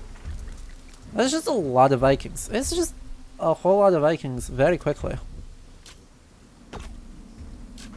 Hello? Well, pike charge. Okay, there's 3 of those guys who are scary as hell. If I have you do that while everyone else takes on... Well, that was not what I wanted. Everyone else should be okay at getting over here, because I can Warhammer those guys and be okay.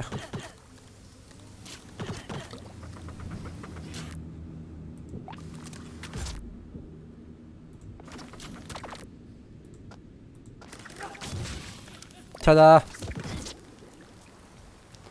Okay, we've got 1 scary shield guy and a whole bunch of...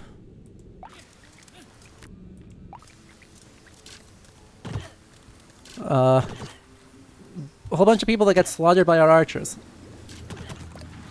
Wow. Oh, cool. He does a thing. I didn't notice that, but they actually throw spears. That's rad. The reason I'm so excited by that is that that is historically attested as like... as far as we can say that there's a potentially ritualized battle. Okay, that's... He can't actually move there. So we'll actually just have to have him walk up. And the Warhammer's ready again. Amazing. So we'll have you take on the bigger squad. You do that, and you will support?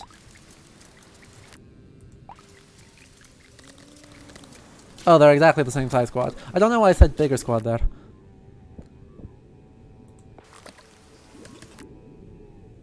Not yet. We're still working on it. Oof. And we can arrow volley right here as they all land. Nailed it! That time went much better. And 1, 2, 3, 4, 5, 6, 7, 8, 9. That means I can upgrade one of the people that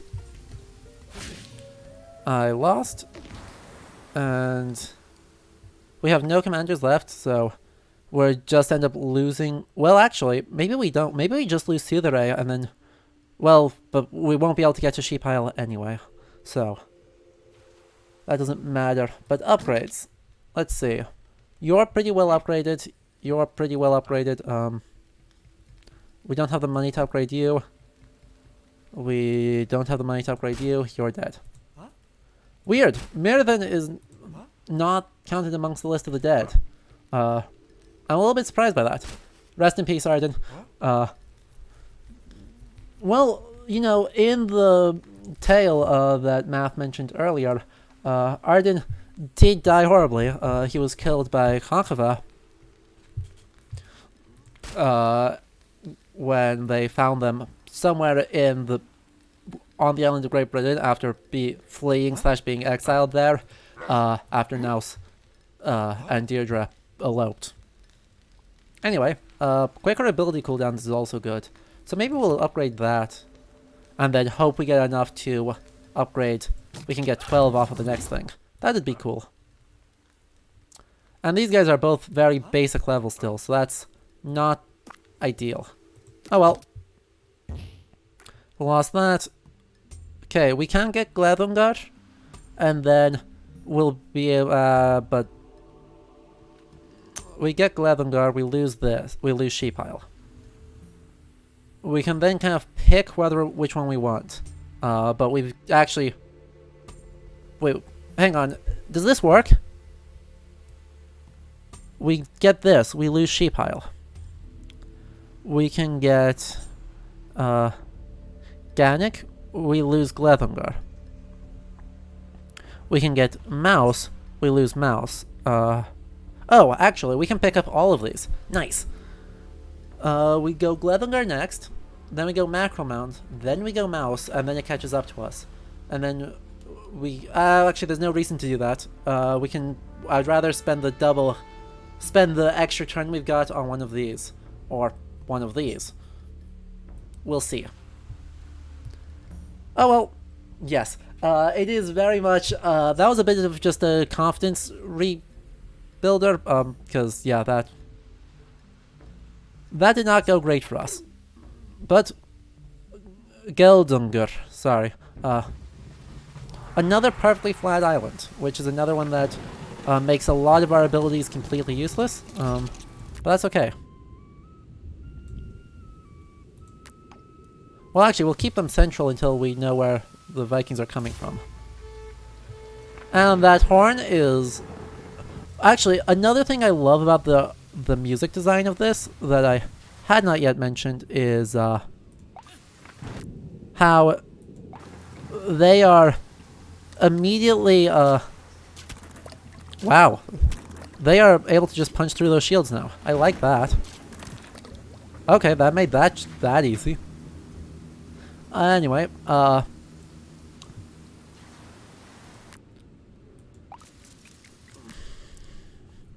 words. Actually, we'll move this guy one farther forward.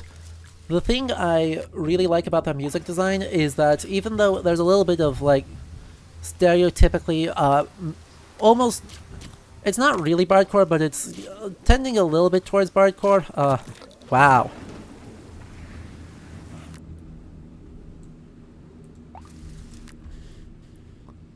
Okay, that's a lot of people. We'll put the archer there so that you can... No. Other way around. You back up. And then you can run up to here and... We'll sandwich them. Actually, we'll put these guys here. And then we can pike charge right through as they land.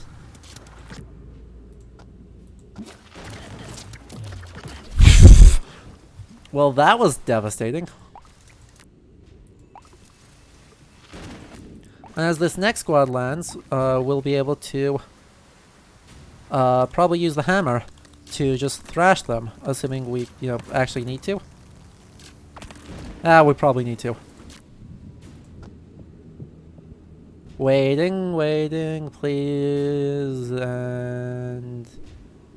Thank you. Oh, we just killed most of our own guys. That's awkward. Go replenish. I nearly killed... That was embarrassing.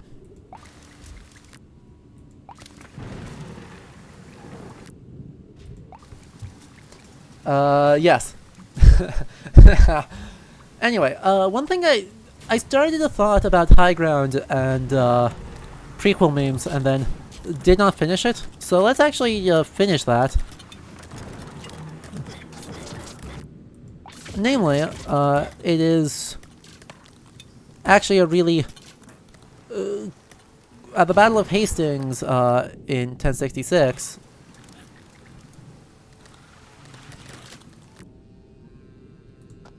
We can actually pike charge all the way through.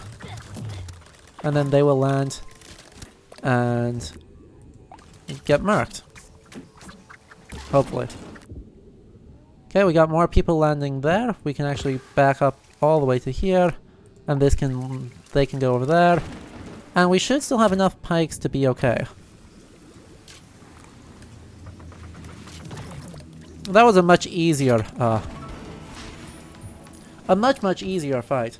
Anyway, at the Battle of Hastings, William of Normandy had a whole lot of trouble for most of the fight, because the side of the battle, which is not actually the town of Hastings, but the side of the battle has a fairly steep hill that proved to be a problem.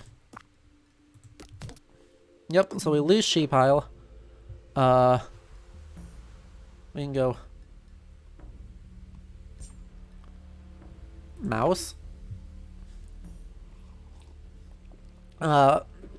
Words. The Harold Godwinson was set up at the top of this hill. And as such, William's knights could not effectively go up the hill to actually engage the shield wall. The archers could not shoot over it as much because they're shooting uphill. And so that wound up being a hugely advantageous defensive position for Harold. Why William picked the fight there is kind of a question. But since he was set up on the hill, he wound up being pretty much sitting pretty for most of the fight until eventually the feigned retreat, that is the primary, though by no means exclusive,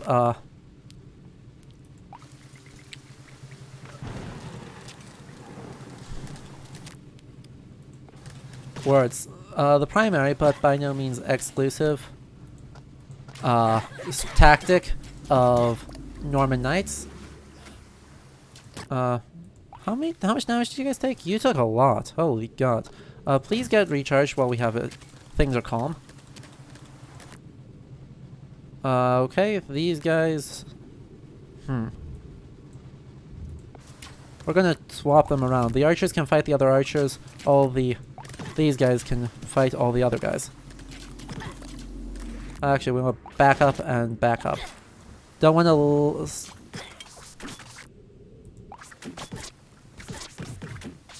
Don't want to get them too... Cool, and those guys finished, so we can put these guys up here. Actually, I want to put these guys up here too, so that I can cliff dive. Because apparently cliff dives is a good strategy. And once these guys... Well, what direction can the... Cool, the pikes can still charge them. And... 3, 2, 1, cliff dive. And voila! And there are more of these guys coming in. Wow, I am really good at pausing right into a lightning flash. Not that those are rare right now, but it is still amusing. Oh god. No, that's right. Okay. I thought that was bad for a moment, and then it wasn't. And these guys can go stand over here too. And please, 3, 2... Nope, wait a moment. Plunge. That was a slaughter. Okay, that's a lot of archers. Let's get our other guys over here. And our archers back up on the cliff.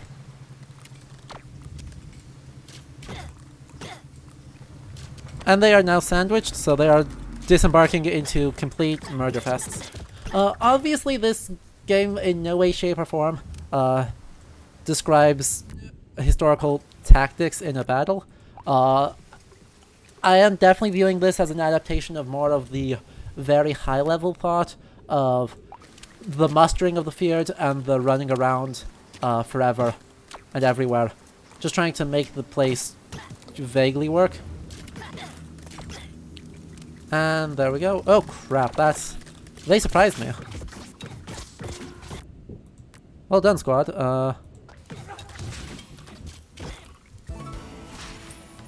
I didn't even notice this Knar coming back. Luckily, they had to run right into our face anyway. So, we're good!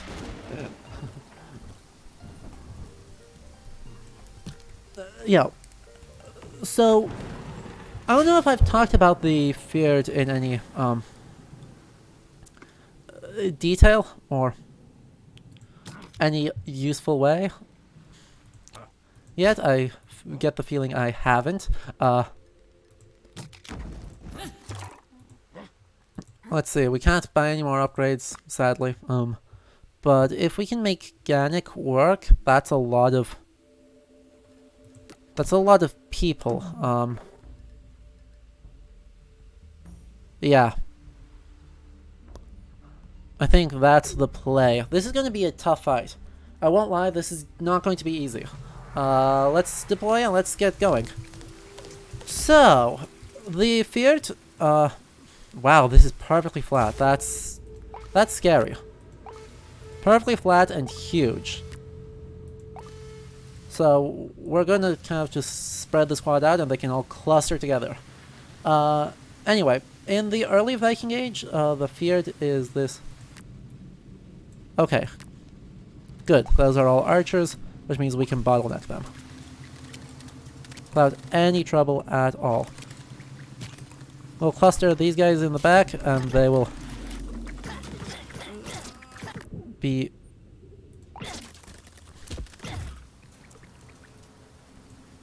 Okay, those guys are all shield guys, so we can actually cluster 3 people here. I'm going to try and line up right where they are, so as they disembark, I just ram them. Good, they should be landing right on top, right in front of us. And we'll just run at their faces. 3, 2, 1. We ran at their faces. Okay, those are a bunch of...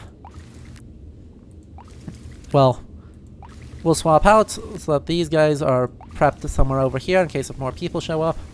Oh no, those are the archers. That's not who I wanted. The archers need to come back. We need them. Very much new. Oh god, what the... What the heck was that? Please go replenish in here. What the heck was that? Oh crap, and of course there's a bunch of guys with... Okay, this is Warhammer time.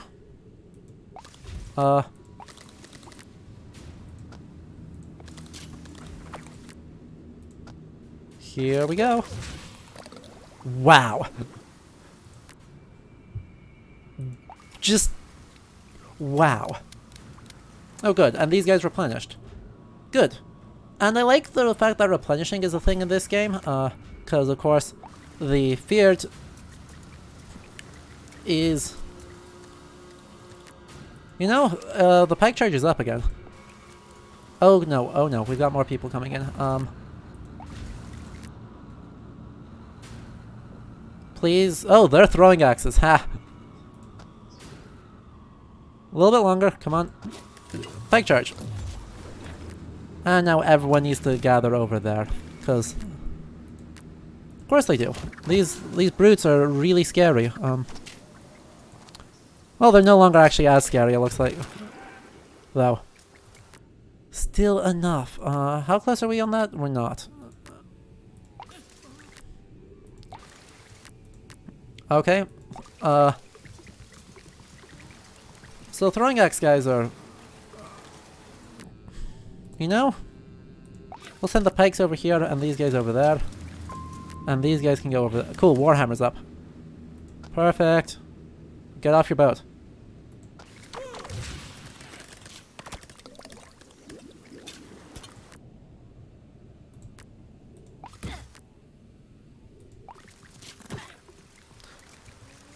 This is going surprisingly smoothly.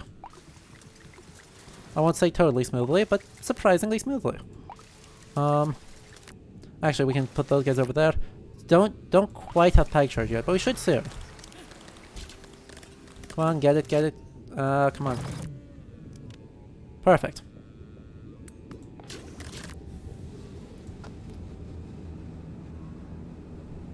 We'll just run right through them.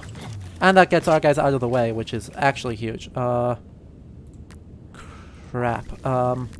Please? Go the hell away. Those guys are scary. Those are the scary guys. Maybe we want to replenish in here. Does that actually kill? No, it does not. Please just run at this guy until he's dead. And we don't quite have the... No, he's not dead yet. How the hell is he not dead yet? We don't quite have the Warhammer up yet. Please? Please? There it is. And replenish. Replenish in here. No, don't die. Damn it, he died.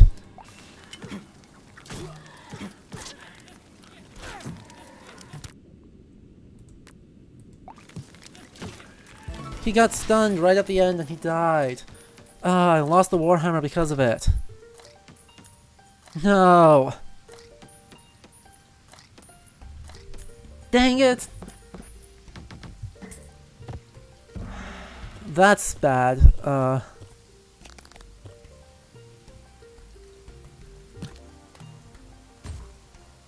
My initial people have all died. Or no. Not quite. I at least got a lot of money. But I'm going to get a new person right away. But that means we've got well, we have... Perfect, we have 12 to upgrade you. You're dead. We lost the Warhammer. Which is annoying. Which means the only one we've got is that. Oh, I need to be using this a lot more aggressively. What? What? Let's see. I think we save. I think we've got to save, because with so few people, we're going to need that money next time. Since this doesn't have too many people on it, we can immediately get one guy up to snuff and be okay.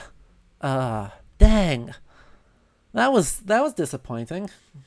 Anyway, before we do that though, we've been going for 2 hours right now.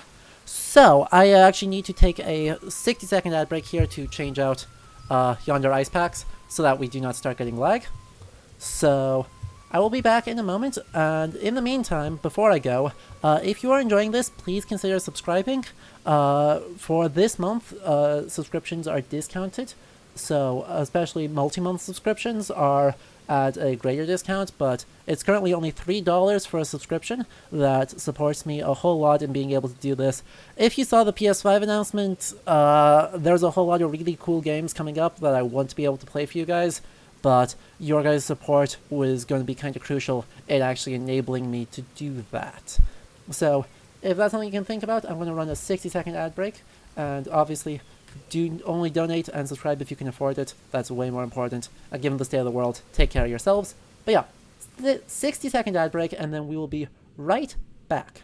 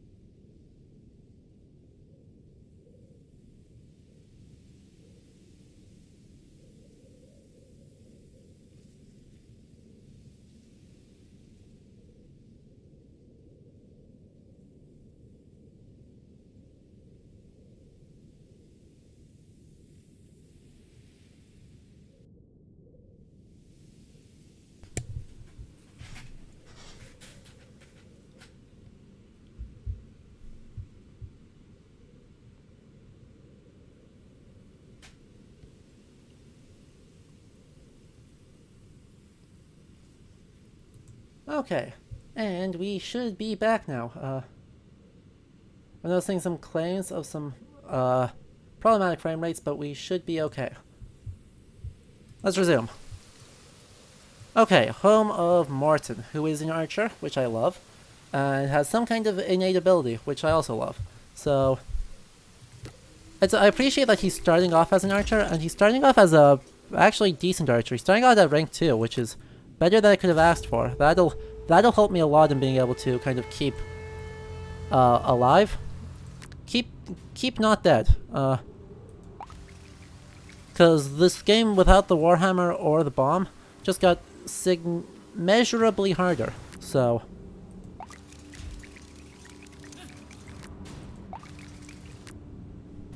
you can actually back off, and you can do that because they have no realistic way up that is not running through our face.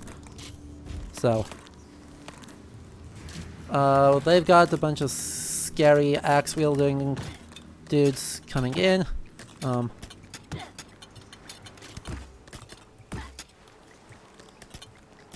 Seriously? I need you guys to get over there.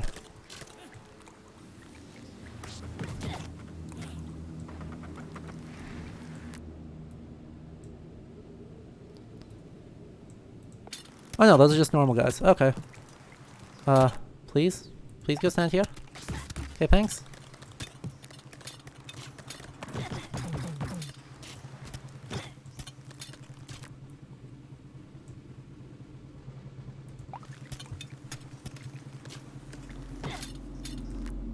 You know, we actually may want to stuff these guys.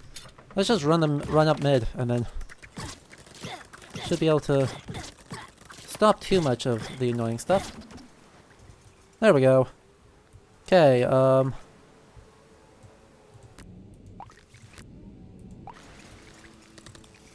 there we go. That's pretty good. I actually should have reset up the cliff in order to be able to actually dive on them.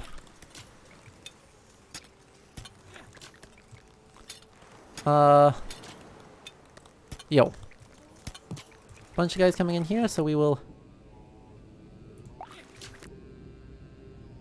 You go up there while you go there. And you can swarm him. Perfect. This is going incredibly smoothly. I appreciate the fact that everything is up on high ground. And you can see just what I was talking about there, with how... Oh, whoop, clicked out of the game window.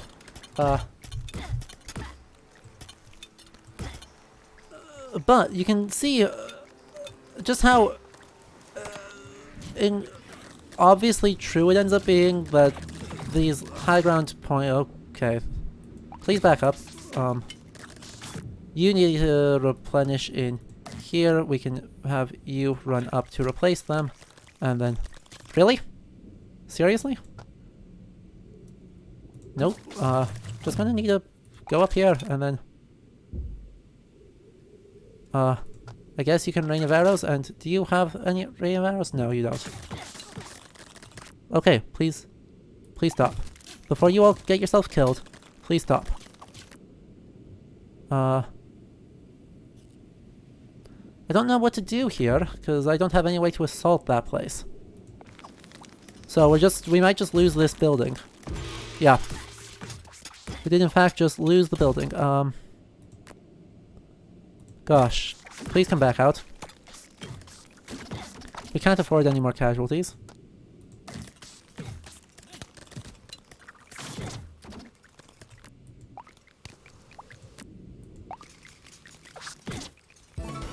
Phew!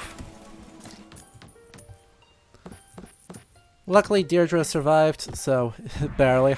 So we made out to be okay. And with him already being a rank 2 archer, that actually helps us a lot with being able to just afford a lot of good quality upgrades, instead of just getting dunked on. Okay, let's actually go up to the crow's nest, I think, and even though we'll lose... no, actually, we'll skip this scary building, And then we can go to the Crow's Nest, and Fane, and Drangarnir before we get to Muckle.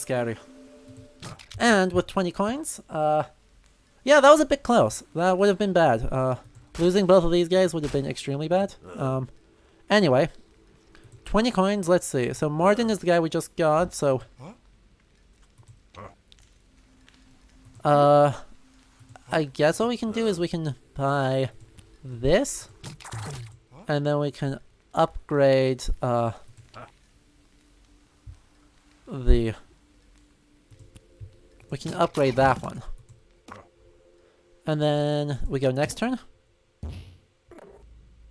And then we can go to the Crow's Nest, which should be a little bit easier, which is the important detail. Because, yeah, losing an Alderman is generally bad for us. I know, shocking. But luckily, this place looks ridiculously defensible. Wow. Ooh, cool. There's a graveyard here. I like that. Obviously, sad, but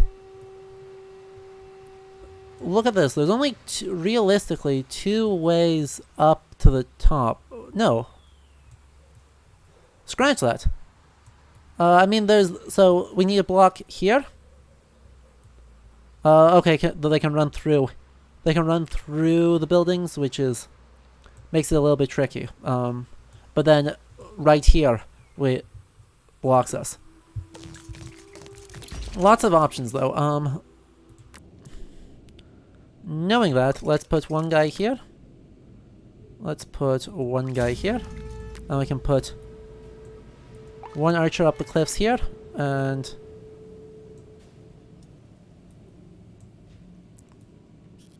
one. Okay, you're landing there. Where do you probably end up going? We'll put the other archer up here. Okay, we've got already incoming from like 4 directions. We've got one guy there and one guy there.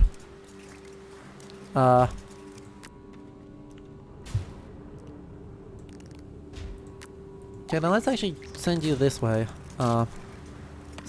Because they should be able to puncture through at least some of these.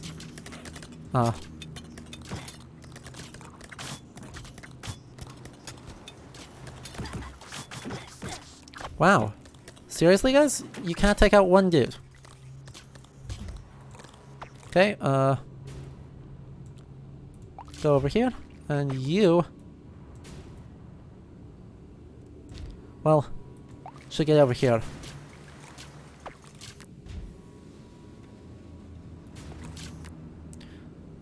We will send you this way so we can yeet these people into the sea as they land.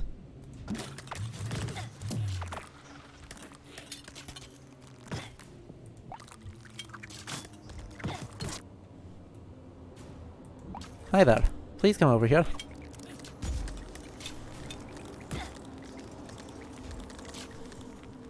Okay, there's a bunch of people coming in. Where's my squad? Hello. There you are. You are only halfway off your cooldown, but we can actually have you just go straight up here. Which, that was good to know. Oh, that actually doesn't go anywhere. Okay, that doesn't matter. And then you can dive on them. Wow! That was huge. And those are 2 brutes. Well, if they're landing there, they have to go to here. So we can just sink arrows into them from all over the place. Though your pike charge is not... it will be up before it matters, so... oh, well, if you're gonna have that easy of a time of it, then I can actually save.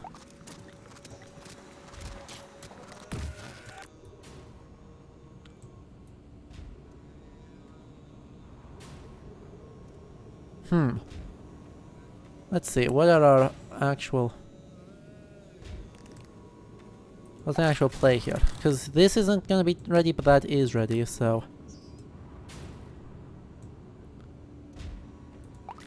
they're just gonna swap places, basically. And then once these guys get off the boats, they can pike charge straight through them and kill everybody. Nice, and that's ready, but it doesn't actually matter. Huge! That went nice and well. One thing that's cool about this game, or at least is interesting about this game, is that it's giving us money essentially exactly as if, almost exactly as if, we were going on raids and destroying stuff, destroying these buildings and taking their gold. So, mechanically, it's actually looking a lot like how I would kind of expect a raid to look, but it's doing it really kind of differently. What do these do? Can be placed on the ground, triggering a powerful explosion when enemies come near. Interesting. I think we will give this to our archer, so that that's important. The reason why I say that is we can basically use it to go off and we can bait people with the archers. So we lose the island of Valon, but we can go to Fane, and then we can do Drangarnir, and then we can do Mekhelskari. Okay.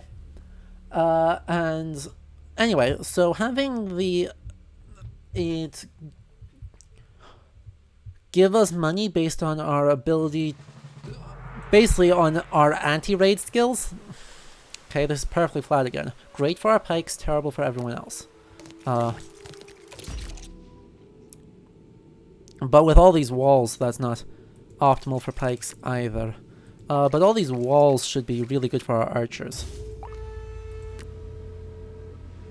Oh no. You can stand there? Just need to see where they're coming in from. Okay, we've got 3 directions already. Wow, that did not take long. Okay, archers over there. Archers over here. And oh, these guys seem pretty useful. Especially if these guys can manage to land that? No? They're gonna miss all their arrows? They're gonna miss all their arrows. Cool. Now the pikes can go, well,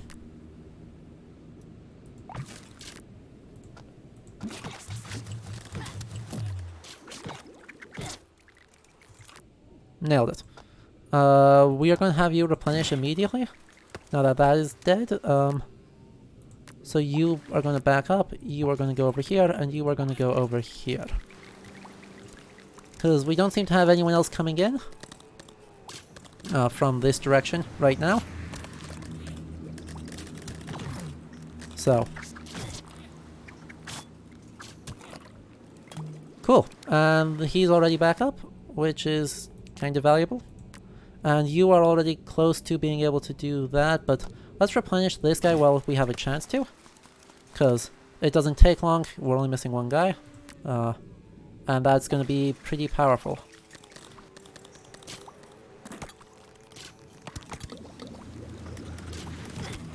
And taking out most of them before it matters is pretty important. And he's got pike charge up again. Huge. I'm surprised we're not getting more ships coming from more directions. As I say that, we get another ship coming in from another direction. We can arrow volley where they land. Wait a moment longer. Wait a moment longer. And now, arrow volley. Okay, as it murks our own people, because they're too aggressive.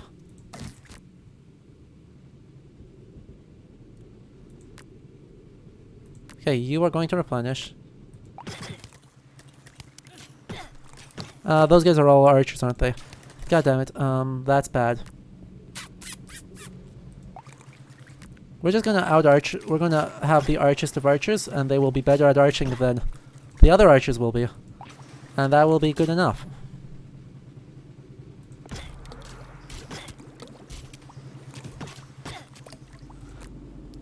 Okay, we can volley right here, right now. And it whiffed everybody, but that's fine. Meanwhile, we've got those guys coming in. Could they not miss everything, please? Like, guys.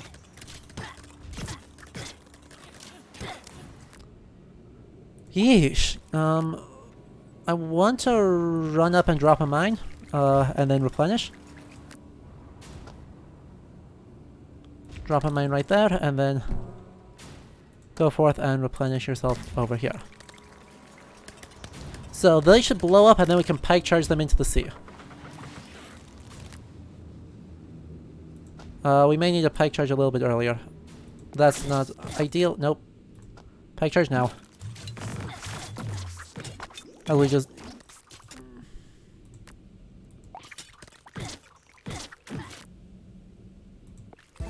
Cool. So that mine was totally useless, but we won. Okay. Words are hard while I am playing. Turns out. I am not very good at this whole holding a conversation. But anyway, how's everyone doing? I've rambled about approximately a million different topics. So is there anything you guys want me to talk about in recent, either in recent Yonder Games news or something else?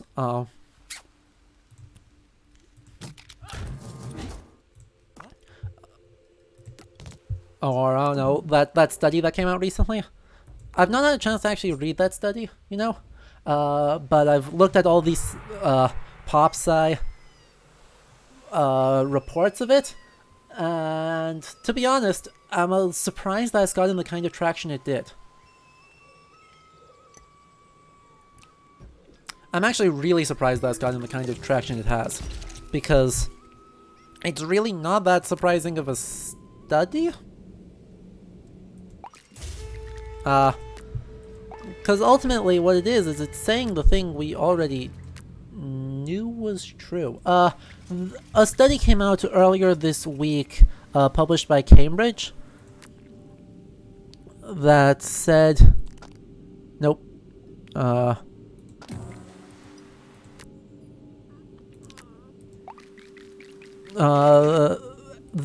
That said... Oh, crap.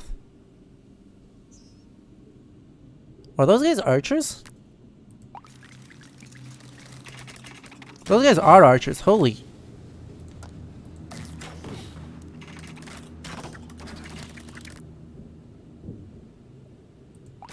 Those are archer brutes, and that's terrifying. So,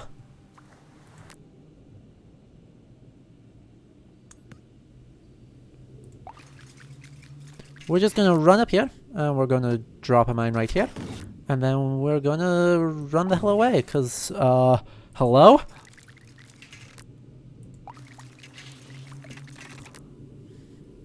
Go replenish inside this, please. Oh, ow. Oh, shit.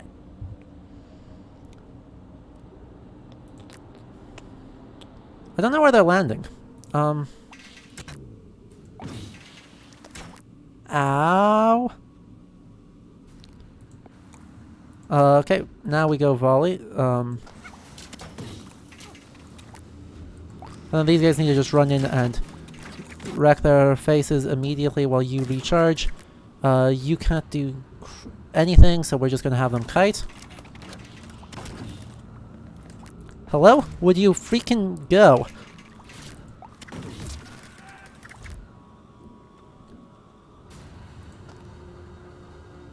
Can't volley yet.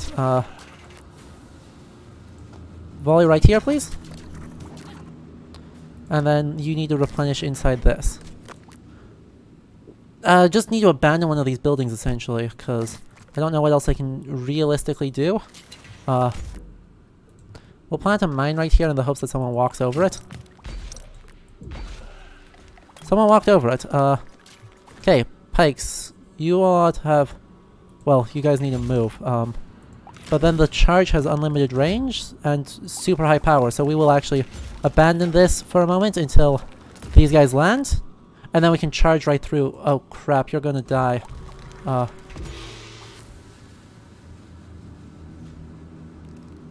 Okay, 3, 2, 1. Straight through here.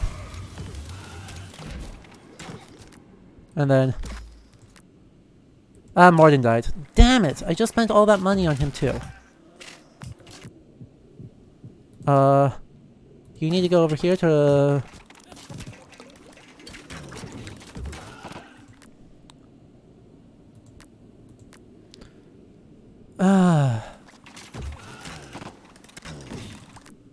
Damnation.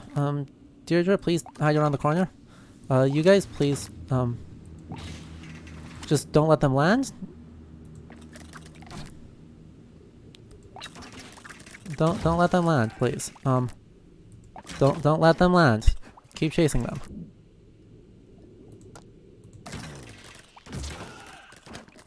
Ah, blast. The fact that they just kite is frustrating, and I don't have the kind of infantry force to be able to hold on to that. So I just lost someone else. Ah, crap.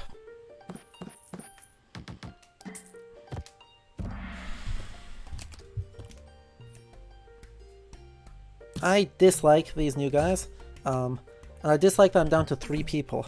I really need to get lucky and have a new person soon. Because otherwise I don't know how I beat this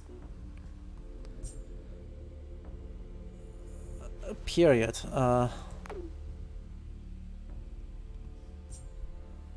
Anyway, the study I was talking about came out in Cambridge last week and was a genetic study of 400 skeletons, 400 some odd skeletons from around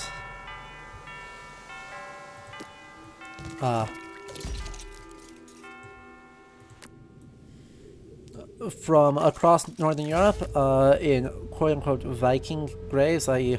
graves are based on material culture, usually to be attributed to the Norse. And the result from those, which sounds surprising but is not, was that lo and behold, the people who landed there, or a lot of the people who were found in those graves, are not really genetically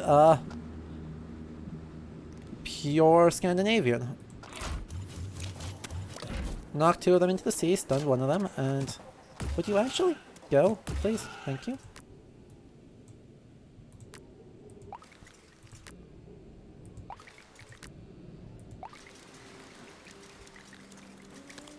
Okay, and we should be able to plunge with these guys as soon as the other guys land. We should be able to plunge down. 3, 2, 1. Maybe? Yeah, that worked. Get back up top. You're already halfway to your next thing. That's a lot of people. You will have to come up to us, so we should be okay. Crap, that one scares me because I'm not going to have the charge ready right away, but it'll be close. It won't take long, so... Oh, actually, we might get the charge up before it matters. Come on. Well, never mind, it doesn't... They don't actually need to, because they have to run into... Yes, please. Please go chase them down. Jesus. Now they've got the charge up, right in time for the next wave of people to land. You want to move over here. You can move up here. If they want to... Nice. Actually, we shouldn't do that. We should move right here. And now these guys can get their faces charged. Ow. Could you not? Anyway, these guys now need to go replenish in here while these guys move up here and preferably, you know, actually get their faces attacked. Yeah. Okay. Oh, crap. Nay, what? Let me click on things!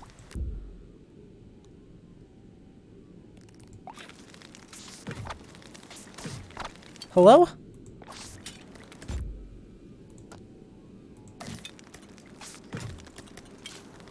Nay. Run! Proch! Sorry. Words are hard right now, because they're being... My units are being incredibly stupid. And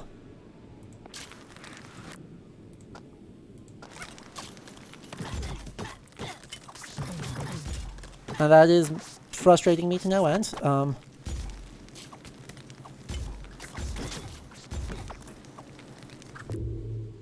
Cool, and we lost the Abbey, so we lost the, we lost our ability to do anything. I think we lose. I'm pretty sure we lose this, and that's okay. I think that's for the best that we maybe just try again.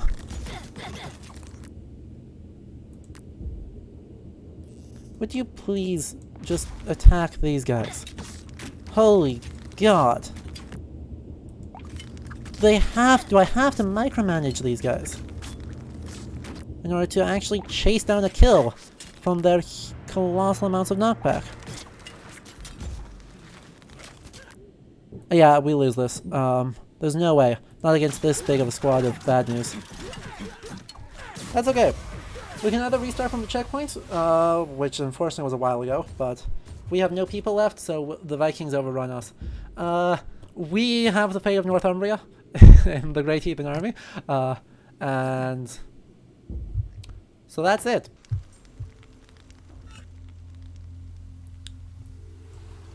Congratulations.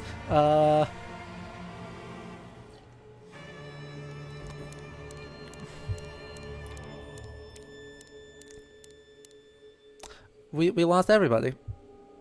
So we can reload the checkpoint here, which would put us back to here, which I think is worth. I think we'll do that. See if we can just not lose some of our good people, and not make the really... Basically just not make the really dumb idea of trying to go 3 commanders instead of 4. I think that's ultimately where we screwed ourselves over. Anyway, so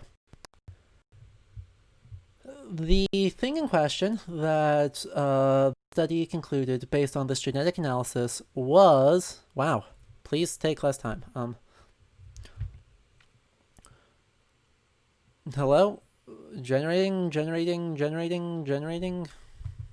Still generating. There we go. Okay, we have our whole squad back up. Thank goodness. See if we can not feed our brains out while trying to pick up 2 people here. So we actually just won that. So we should go to... What's the play there?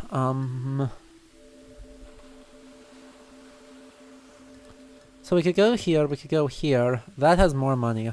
That has a lot of money. I think we actually push forward. Push forward right away. Arden, upgrade. Because that's really good. And everyone else should be okay. Yeah. So I think we just push up to A instead of trying to deal with Sunday. We can go 1, 2, 3, 4.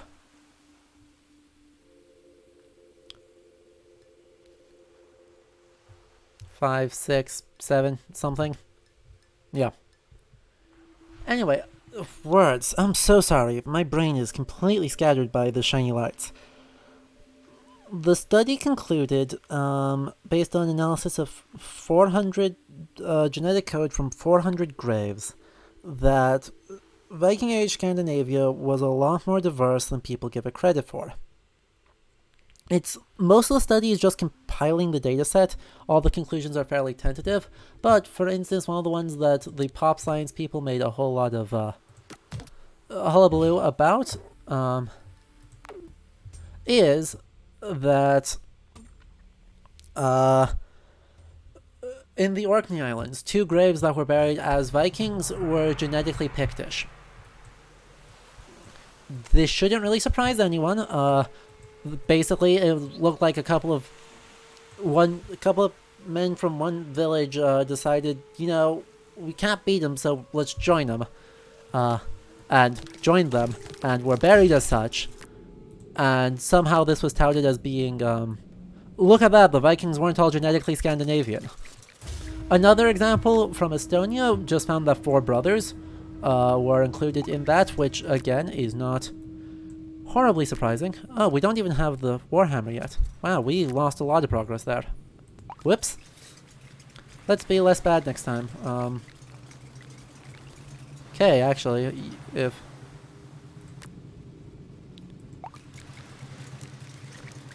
they're going to land there? Okay, frustrating. We can actually just have these guys... We can have Arden and Co. back off while the archers, arch. And then they can pike charge once people land, maybe? Don't know if it actually matters. Nope, they just whiffed. That's not good. That's okay. We'll replenish you immediately. So those guys are landing over there, which is fine by me.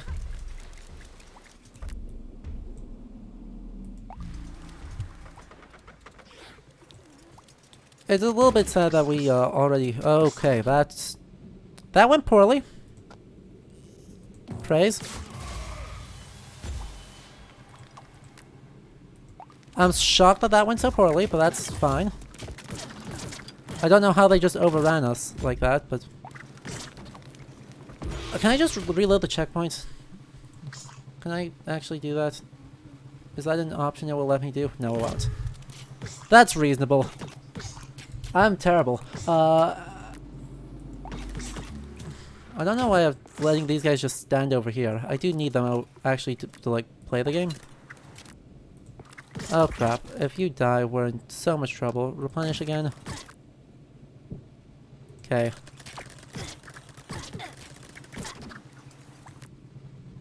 And I guess you also need to replenish. Oh, and I lost a house too. I am playing so badly now. My god,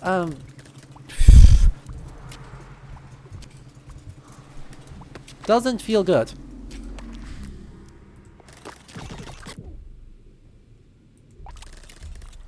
Please actually chase, please. No, no.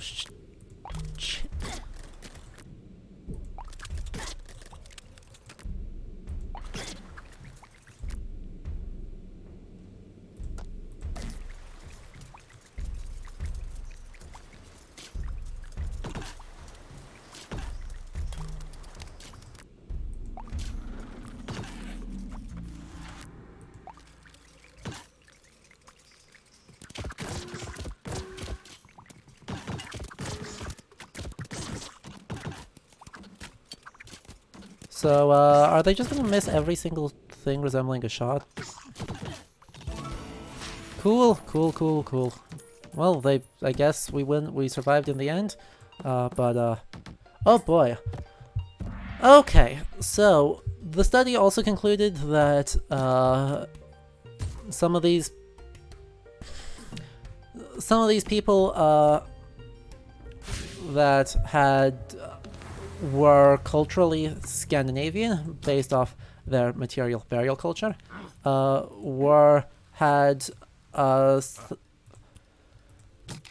Southern European and Asian DNA, at least partially. What this actually means in practical terms is something I am not actually all that confident on.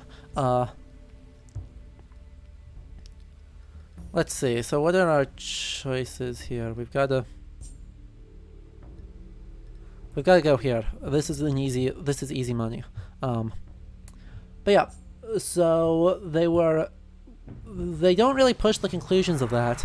They really do focus on fairly, or extremely I should say, not fairly, rather aggressively mild conclusions, such... actually, why am I putting them there? I don't know what I'm doing.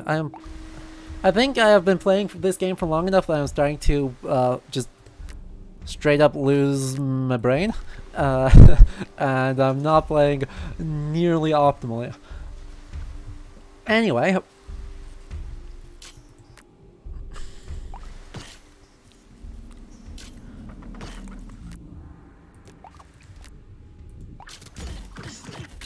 The thing we conclude from that was such small details as like, oh yeah,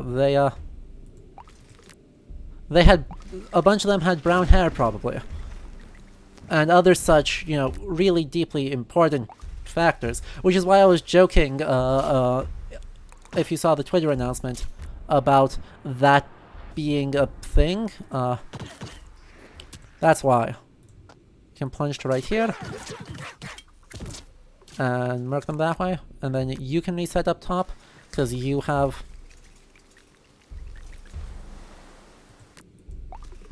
He's got the ability to make that dive, and then can take out this entire squad, basically. And then we can immediately mob the other ones.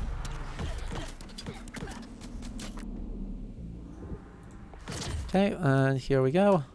Oh, you don't even have that. Okay, never mind. Get down there and start playing the game. I cannot see a thing. Holy mackerel. Thank you, Rain. You don't have that charged up yet, so...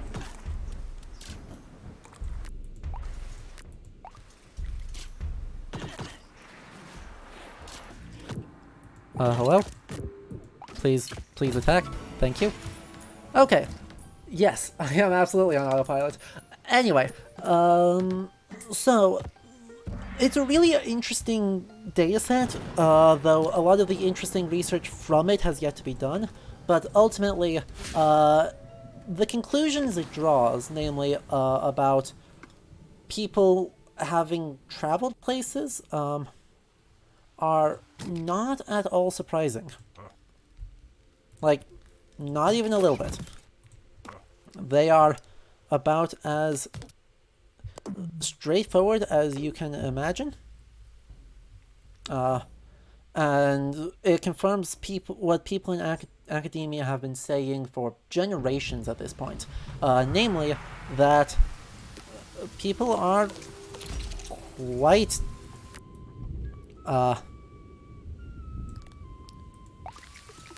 the North Scandinavia was a extremely diverse place, and that framing it in terms of single Unitarian thing is atrocious. Okay, so we've got the guys coming in up here. Hopefully they land in a spot where we can dive them and then we can dive them again. We'll see though. Can you arrow volley the landing ground?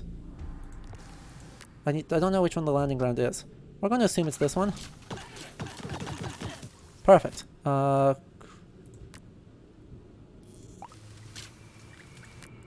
are you going? Where are you going? Why are you burning that one instead of the one actually right in front of you? Okay. Whatever, I guess.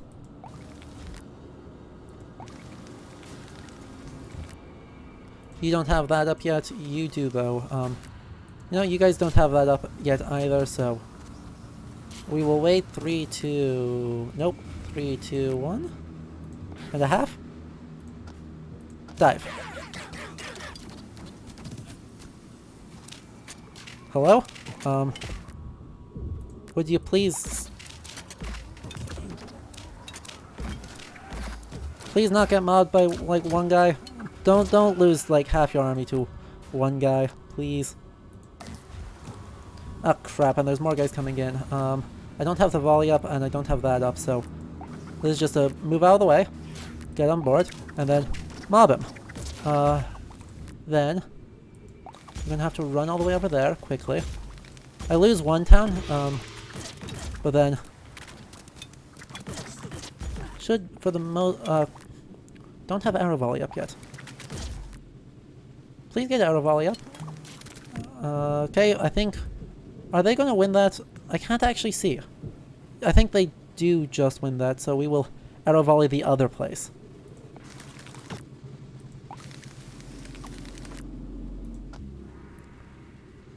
Namely right here. Hello?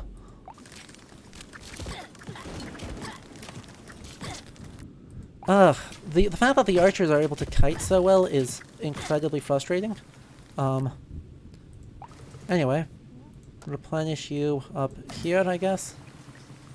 Because there's not many of... Oh, there's more of you left than I thought there were. And please land so I can drop on your face. Thank you. And there's 4 brutes. Okay, that's scary. Halfway to that. Please recharge faster. Please finish recharging. Okay, good. Thank you.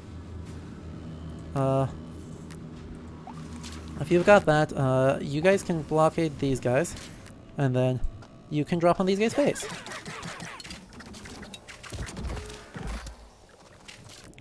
You don't have that yet, but...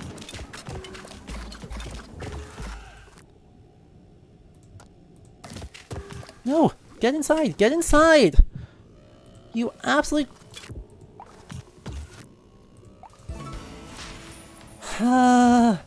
Why? Do they not do the thing I tell them to? I nearly lost someone else for no reason, because he refused to just step inside the thing.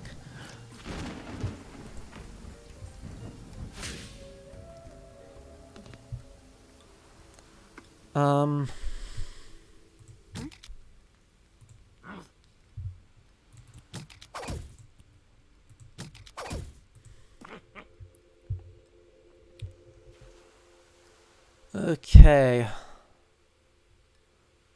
So, we need to get Small Isle, we need to get Herm, and then we need... Actually, we can skip Small Isle. That's scarier for no reason. We can skip Braddon, we can get Braddon, we can get Herm, Scarba, Sphenoy, and Sutheray.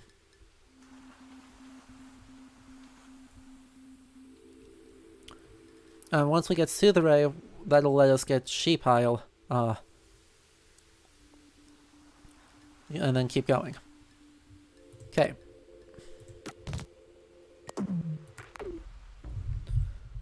Okay, so that, as I said, that study is just the thing that academics have been saying for actually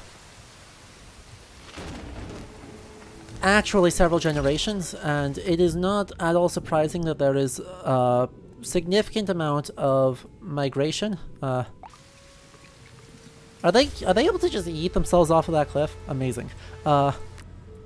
It's not surprising that there is a significant amount of migration, both fairly low levels and at fairly substantial levels, throughout the Viking Age. That's just pretty much normal, and no one should be surprised by that. Scandinavia has been connected for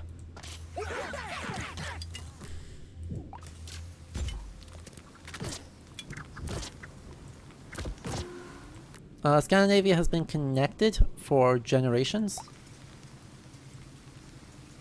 and so that's just pretty much business working as intended. 3, 2, 1. Oh no, you can't plunge that. That's good. I'm glad you can't plunge that, but I'm also sad.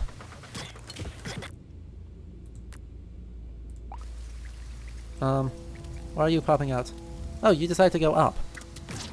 Interesting maneuver.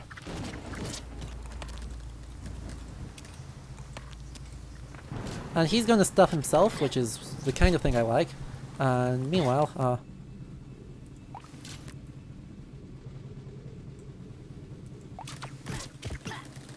these guys are gonna get themselves stuck underneath. Good. we can stuff them now. Now if they're going to land on the coast, then that gives us plenty of ability to just go over here. Anyway, tactics. Or something. Oh no.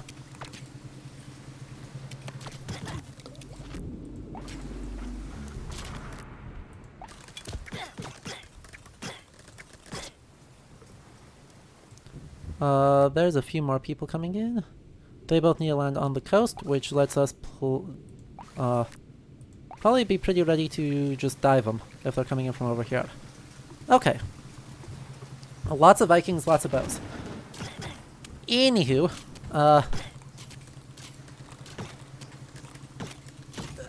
it struck me as odd, and this is kind of the big takeaway I had that was weird, and felt weird, is just that there is a particular narrative about the Vikings that exists of this universal, like, blonde hair, blue-eyed, perfectly homogeneous group that was established by Nazis, well, anti-Semites, and then picked up quite happily by Nazis, I should say. That we haven't been able to get rid of, despite it being, you know, obviously wrong. And if you think about just the realities of so we need to go to Herm first, and then to Skarba, and then we can go to Svinoy. And we can get 2 new people right away. And we just need to not lose Svinoy this time, which should be okay, because we'll have 5 commanders, but that's not enough for me to get overconfident. 5 commanders is not nearly enough for me to do stupid things, so we'll be fine. And we've got 3 places for... I wonder, can you actually dive off of this, or does the wall block it? The wall does not block it. Perfect.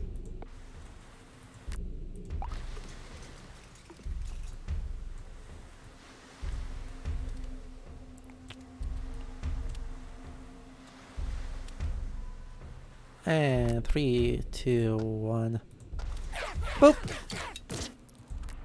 Come on, there's 1 guy left. 3. Nope, doesn't matter. Hello, would you please do things instead of just standing there? Well, you slowly get picked off. Thank you.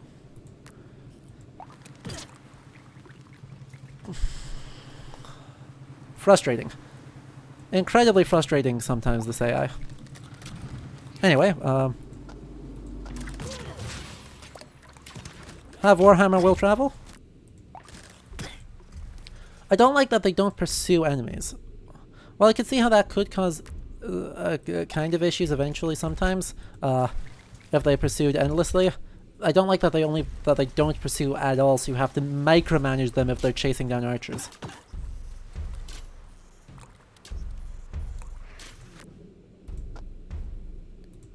Yoink.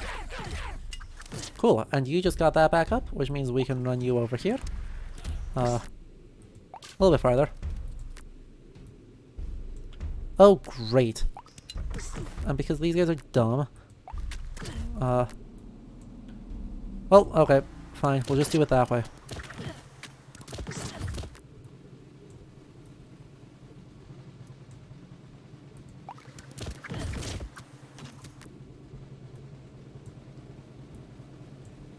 Okay.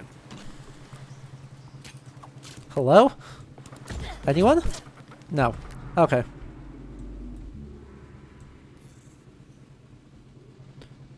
Crap. I need to... Nope. You just don't have that up yet. Okay. So... we need... okay. We need arrow volley right here. And you got Warhammer up right now. Perfect. That enables a lot. You should go run over here, and then Warhammer right there.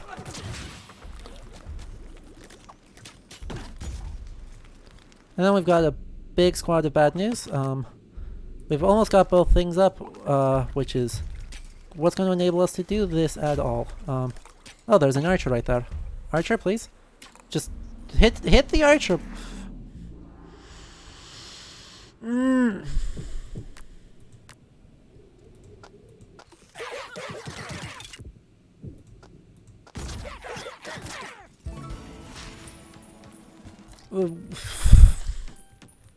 I am frustrated by archers. That's okay though, we got a lot of money off of that. Okay. So, words. I think I finished talking about that study, because, yeah, it's cool to confirm the thing we knew, but it is just the thing we knew. Pretending it's somehow this massive world-changing event that PopSci wants it to be is kind of worrying, because it just says how much work there is to do about... What? Thank you. How much work there is to do about the Viking Age and about the Vikings and making everything work. Okay, so we get Jontur again. Thank goodness. Even though I have no idea if he is... I don't think he's anybody. I think he's pretty much just some guys. Yeah, he is the most generic guys. So yeah, those were my thoughts on that article. It's super cool, and the studies, most of the PopSci articles I've seen actually link to the study, which is surprising and welcome. But, okay, where are they coming in from? They're coming in from there. Can you get over there in time? I'm not sure you can get over there in time.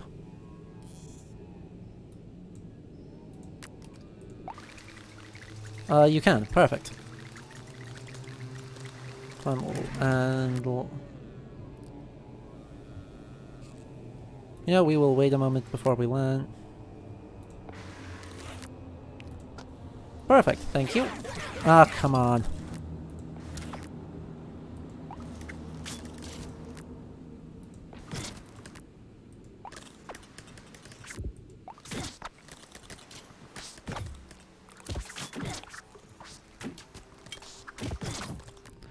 You have that one up, so let's see if you can get over there before they land. Yeah. Look at my guys rushing over and being good. Look at that. Okay, that's a lot of generic Vikings. If we can get this guy all the way over, then we'll have the ability to just hammer time. 3, 2, 1, stop hammer time.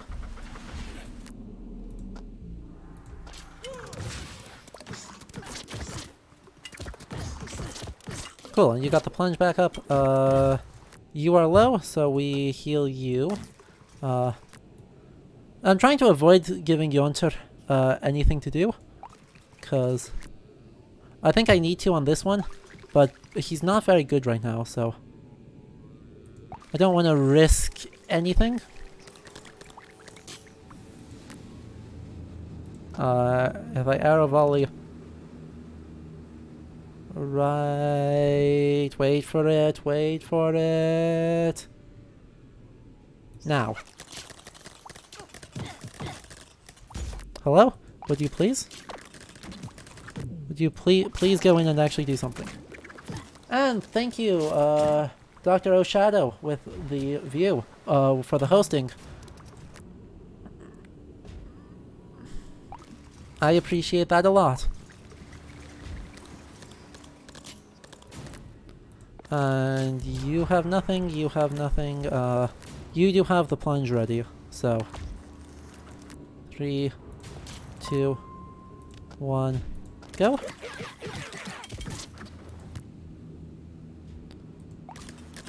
You will have to... Rush in, please. And the arrow volley is not ready. Is the other guy's plunge ready? The other guy's plunge is ready.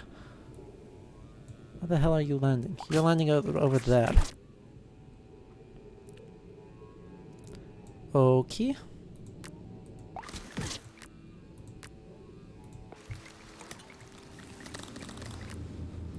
And you're gonna go up here and you're gonna get slaughtered and it's gonna be cool. And you're not gonna play the game.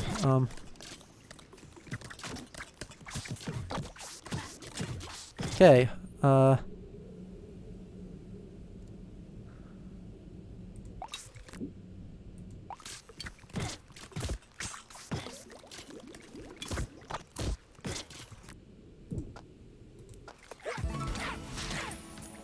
ta-da! Tactics. Yes. I am sorry for focusing there, but I was spooked. Okay, what else can we talk about? Is there anything you guys want to hear about? Thoughts about this game? Or other such news?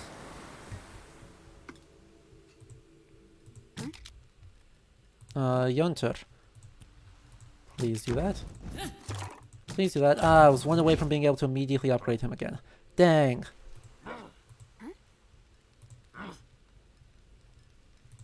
Well, then we will save the one, and we will go to right here. And we will try and not lose this time, because I would like Merlin.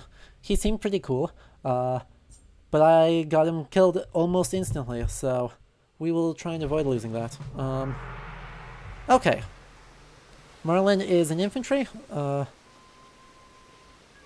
which makes some sense. Anyway, so we can't swap him out. So we can swap out Drudwin though, for Yonter, because that pike charge seems pretty handy. And we'll try and avoid, losing him this time, in the hullabaloo. Good use of skills seems to be the key to this game. I have not been using skills amazingly, but that does seem to be the most important thing. At least so far. Okay, there's the incoming. We can put them... Nay. What did you... Put you guys there. Put you guys down on the coast. And you guys can go down the coast.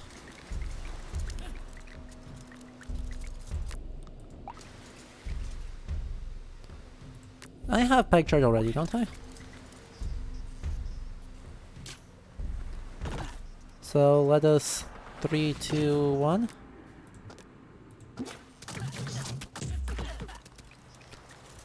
Hello? Will you guys actually attack? Thank you. The pikes should be okay at taking care of those guys. Actually, no, I want the pikes to cross the island. Where does that actually need to go? They need to go over here. These guys need to stand here. The archers can support them. Well, you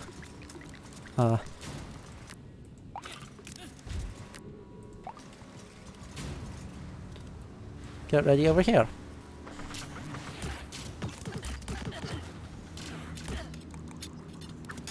Look at that. How's this fight going? That fight went well. How are we on the pike charge? Not yet. Okay, so these guys back off over here. Well, this is going to be hammer time. Actually, let's maybe send you... Oh, that was not nearly as effective as I expected.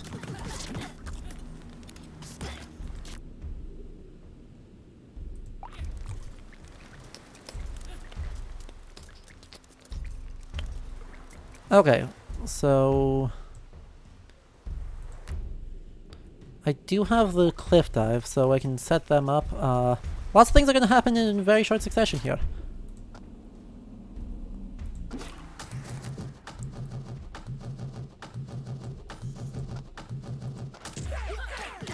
Really? That missed that many? Okay.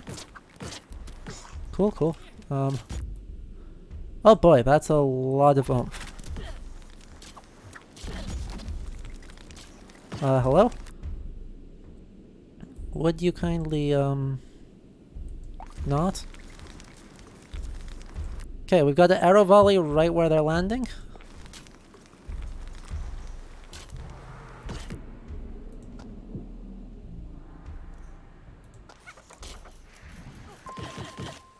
Cool, hammer's up. Back off. Hammer. Okay. These guys, they don't have pikes up yet. I might need to abandon that one spot. The arrow volley just got used, and you don't have the cliff dive yet, but you will soon. And you will have pike formations up soon. Yeah, I abandoned the one here, and that's okay. Because then you can pike charge, and you can cliff dive these guys. That leaves just one for the archers to take care of. Or anyone to take care of? Anyone to take care of. Nailed it! Okay. Whew! That went pretty well. Ah. Oh god, I love the aesthetic of this game, even if the people are kinda dumb. Though, you know, while I make fun of, say that they're being dumb, that's not entirely fair. Because just a little bit ago, I did talk about how important it was in the period for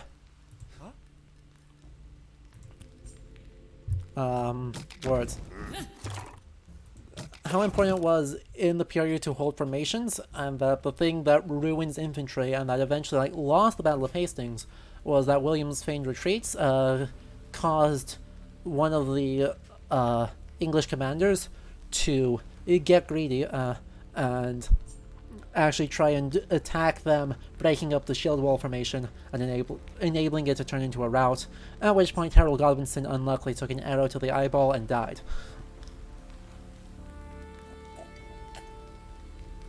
Unless that was one of Harold's brothers, actually, that got greedy. Let's see. 1, 2, 3, 4, 5, 6, 7. Where's it? 1, 2, 3. Well, we've got to go next turn anyway. So, we can go Southere, which... Actually, we need to go Southere because we've got plenty of people, and that gives us access to Sheep Isle, which is valuable. And then Geldungar, Mouse, we can actually get Gananik. Potentially. We'll see. We'll see. If I choke hard and start losing people again, we may not do that, but my hope is we'll be able to do that. Yonter and Merlin. Let's go Drudwin instead. As we get better commanders, we'll need to change that, but for the time being, I think we're okay with that. Okay, spread out.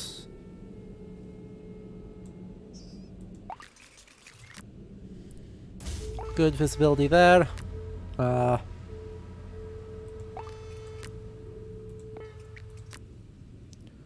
well, those guys are landing over there. Never mind. You guys need to go. How do you get into the corner? I probably don't want to stand them in that corner, but I'm going to stand them in that corner. And when these guys land, hopefully they land where I think that... Nope, they're not. I'm going to put them over here, so that way... when these guys land... Oh, not what I wanted to do. You go there, you go there, you... Pike charge straight through the whole squad.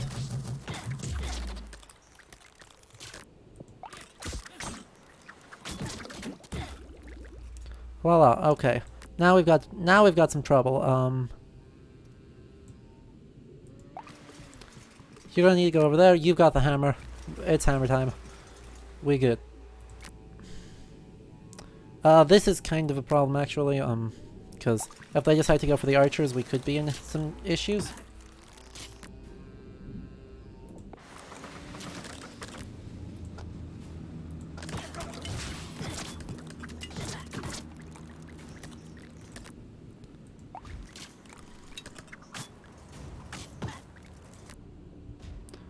Okay, that went well. You are at like 70% to that. We'll see if you get it on time. If not, it's not really a huge deal because we can probably get over here on arrow volley.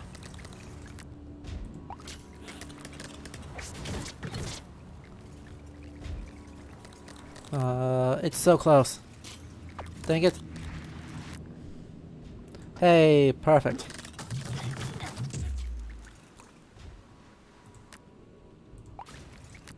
Look at his tactics. That lone Viking had a lot of determination. He was committed to his bit, and by God, he was gonna do it.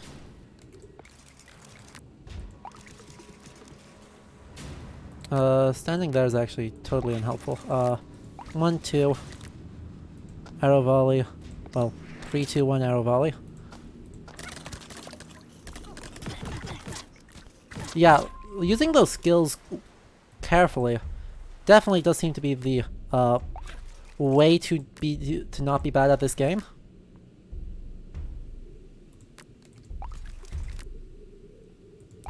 And I did not do that.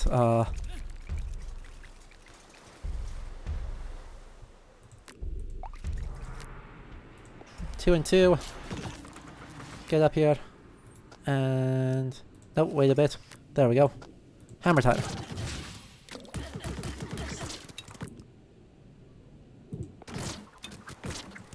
Okay, pikemen need to replenish, so do that before anything gets too crazy. Crap, you have no skills, no skills. This is gonna be a rough fight. Won't lie. This one's gonna kinda suck. Let's get the archers over here, because we need them.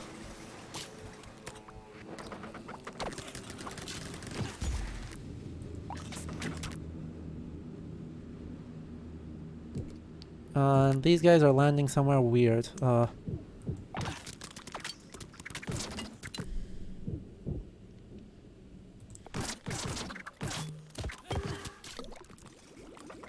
Where the hell are they landing? Okay. Fair enough. Easy. Whew! It's so good at communicating that stress. I love it. Even though this definitely kind of obviously leans into all of the pop cultural ideas. Between the words. Words are still hard. They will never not be hard. That's okay.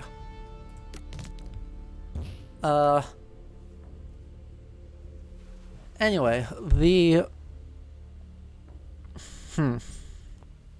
it obviously leans into all the pop culture of big, strong, scary Vikings in huge numbers, which is not completely unfounded, but is also not necessarily well-founded.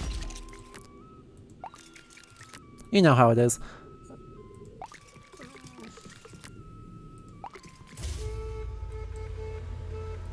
Okay, there's a cave through the center. That's frustrating. That means anyone can get to anywhere, which is rough.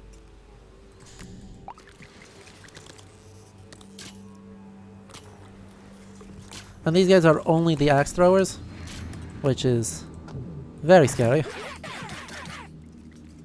But as long as we're cycling our abilities reasonably well, that should be okay. We should be able to beat them with a pike charge this time. And we'll just split these guys off so that they can't...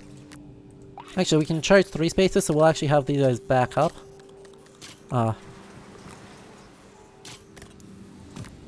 And... come on.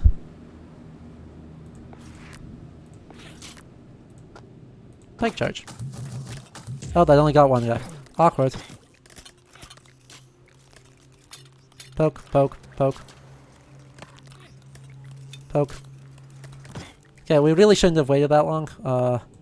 Kinda dumb, but that's okay. This was actually not the best choice we could have made. Anyway, we can probably arrow volley as these guys land.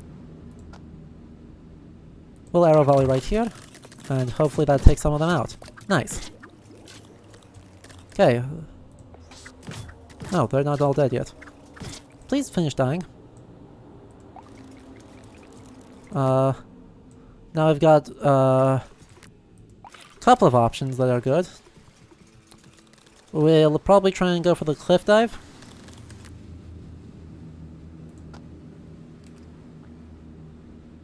Well, crap. Cliff dive. Really, already final wave incoming. Well, that's nothing. I've got so many abilities up yet.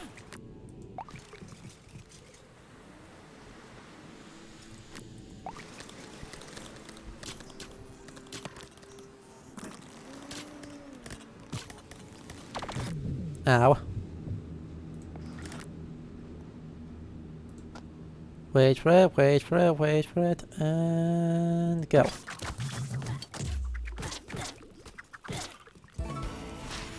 Easy. So yeah,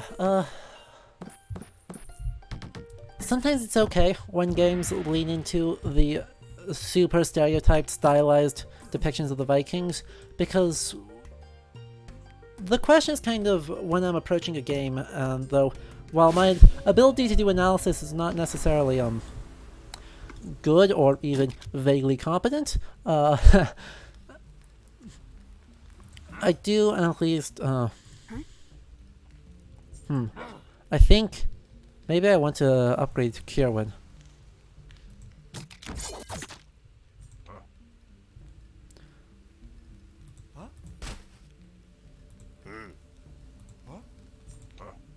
Wow.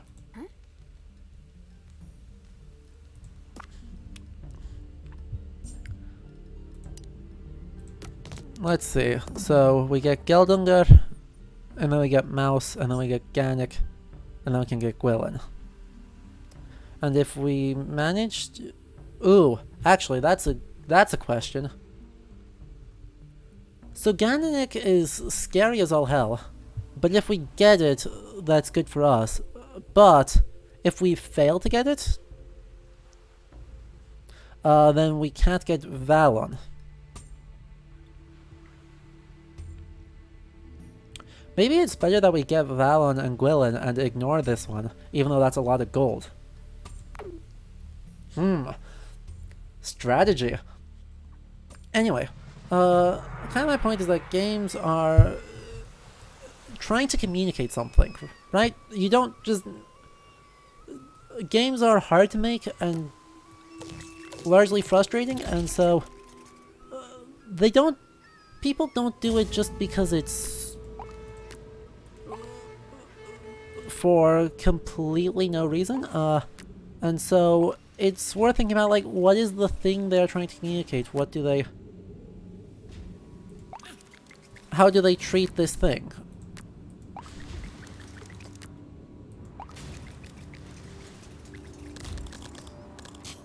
And in this case, it seems that how they treat this thing is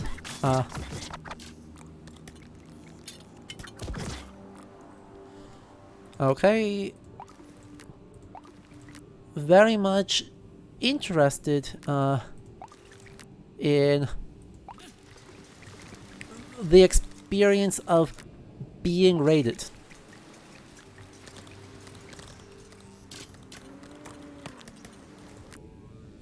Which, admittedly, is a kind of really rough experience and not one you would probably wish on anyone for any reason. So it's a good thing that they're... Like, if that's the choice they are making to communicate it, I really like that choice. This is actually not ideal. I actually screwed this up a bit.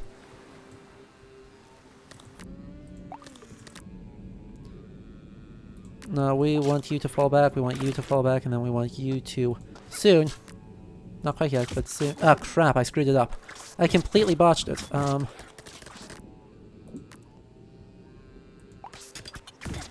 That's alright. These guys are just gonna have to hold them back. And there's a whole ship of bad news. How are you on that? You're not. Right. Get over here. We need hammers. We need hammer time.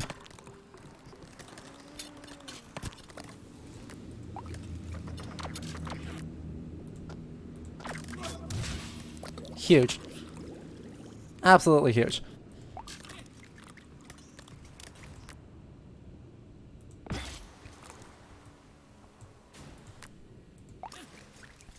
These guys hide in the corner.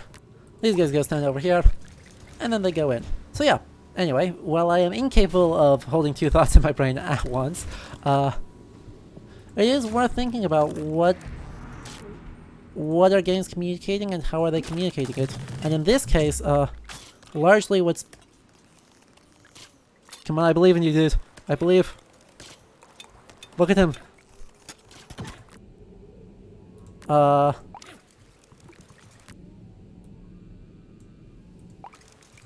Okay, you're close to arrow volley again, which is good. Nice, you got it up. Will not completely flub it this time.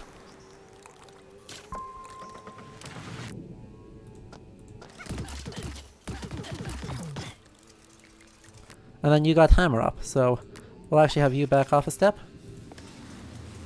For a moment.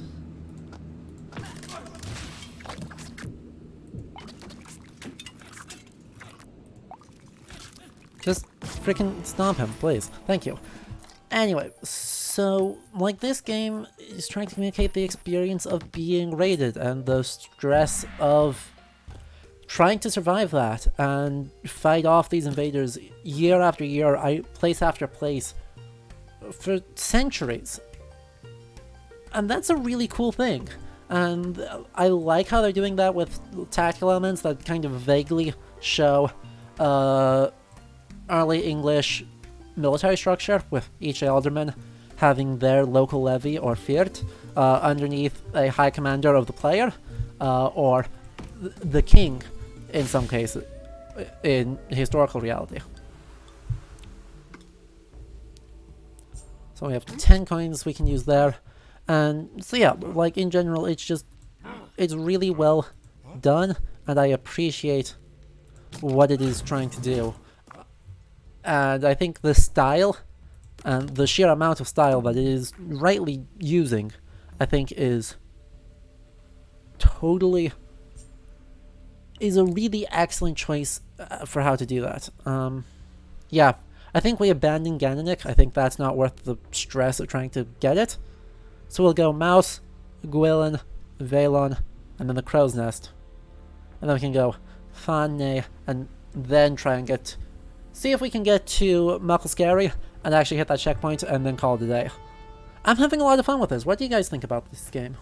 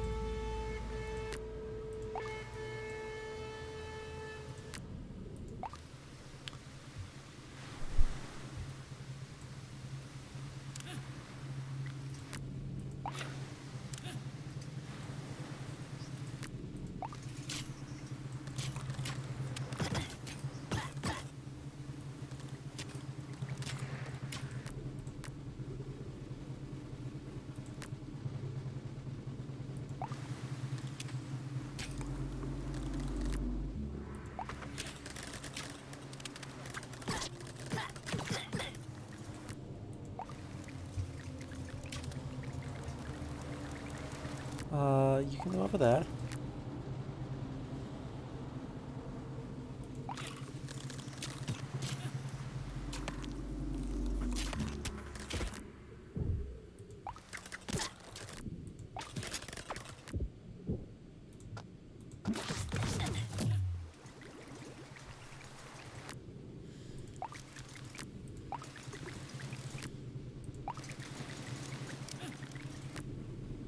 Those are archers. I dislike archers. Okay. Also, I gotta say, like, the sound design is really cute. While I know cute is not necessarily the word of choice for horrible, bloody Viking raids, which these are horrible and bloody, sound design is pretty cute.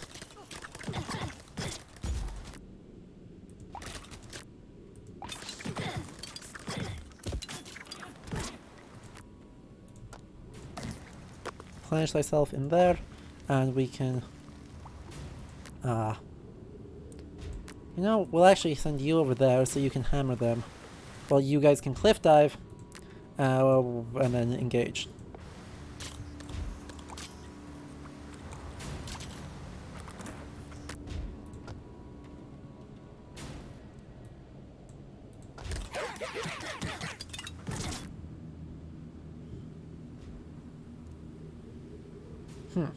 Interesting. Hey, you landed it. Huge. You don't need anything, you just win that fight. Okay. And that guy replenished, and off we go. It's true. I think, yeah, it's really important because, you know, getting raided is just not a fun experience for anyone. Well, we have a very limited number of, you know, actual detailed accounts of raids.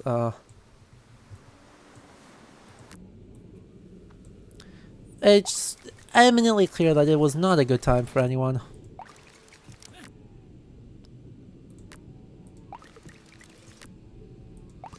Because a lot of our things are pretty generic, framed in pretty generic terms of just great horrors were visited upon.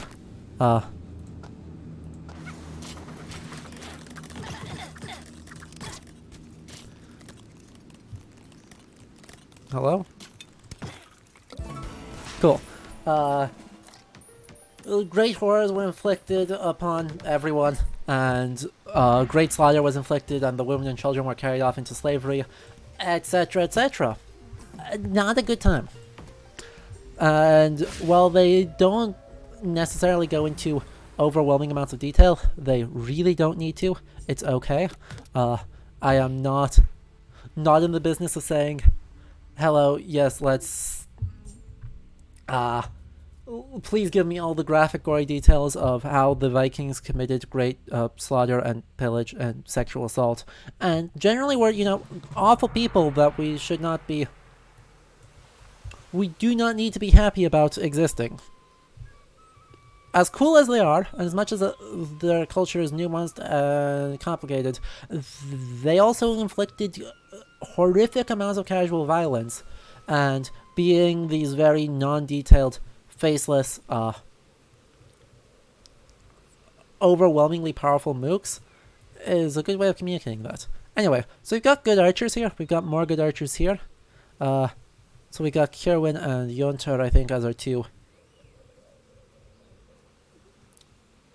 melee guys. Unless if we have the... Yeah, because we can't... Unfortunately, you know... Actually, we'll do this. I wish we could do a little more, but I don't want to lose, I really don't want to lose Deirdre's, ability to just cover the map, and to give me extra gold to upgrade people. So I don't want to give that up, but at the same time,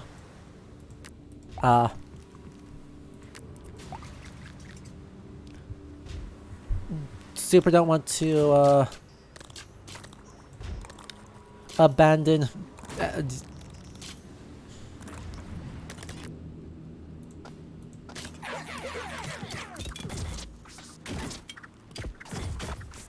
everything else about these guys. Cool. So you're good there. Let's send you up here so you can go over here and drop on them in the back, and we've got hammer time ready for as things go weird.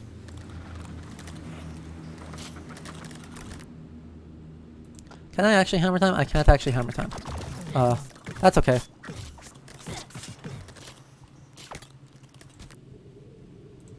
I will actually use the cliff dive here, even though I'm not going to hit anyone with it, because it lets me flank. Okay, that's a lot of archers. Can we actually cover the entire map? No, just most of the map. So our archers will out-arch their archers.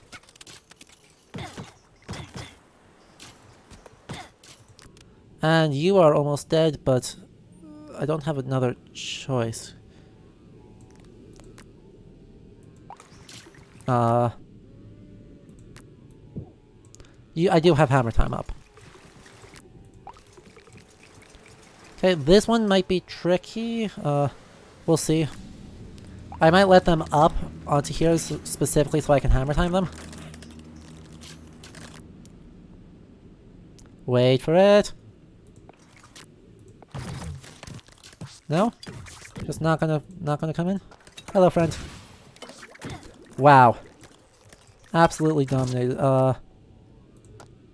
Having done that, we need to replenish them as quick as we can.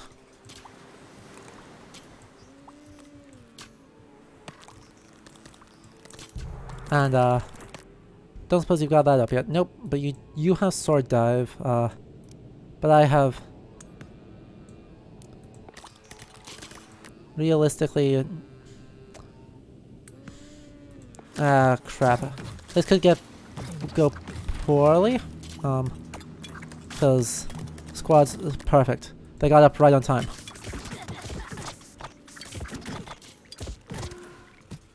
Okay, you need to replenish, so you need to go over here. You go up here. Kill the one guy, please. Thank you.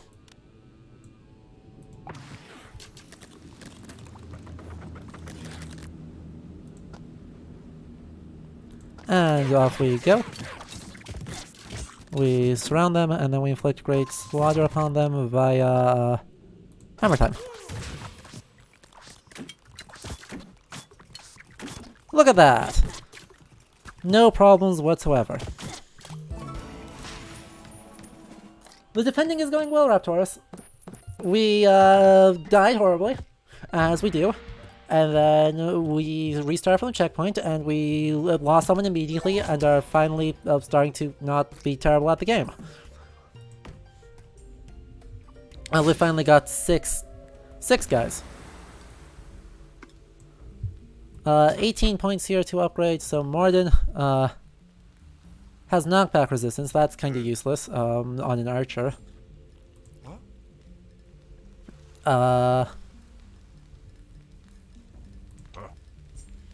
I mean, I'm tempted to just save. What does this actually do? More arrows fired in each volley. Just makes it do more. Okay. I'm tempted to save just because if we get 2 more coins, we can get another elite unit. We've already got 1 elite. I want another one. Probably get Yonter or Deirdre up. So I think, yeah, I think we do that, and then we can go in here. And I'm not going to be dumb. I'm going to wait until we have 7 people before we start trying to take on 2 islands each turn. Oh, wow. Look at that sideways raid. That is familiar. Good times. Okay,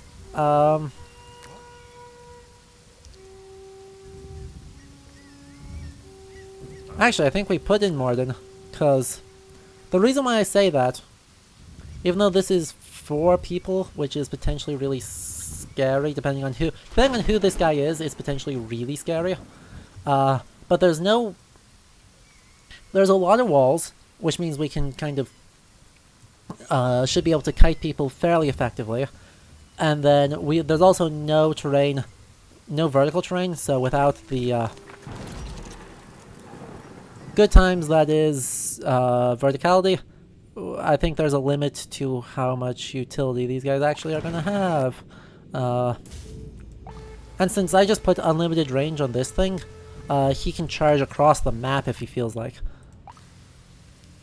Okay, we got a couple of Jarls coming in. Cool.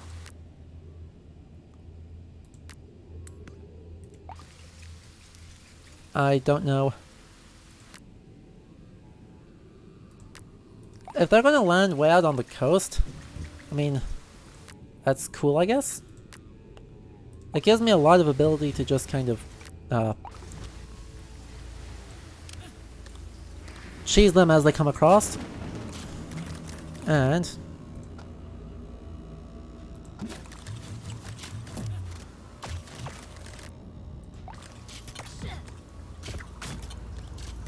voila! Okay, so they all died, so now we need to... well, this is the only place people can get in. So actually we need to blockade these guys by doing this, while the archers can stand inside and back here, I guess. Wait, what? I'm sure they just ran through walls there.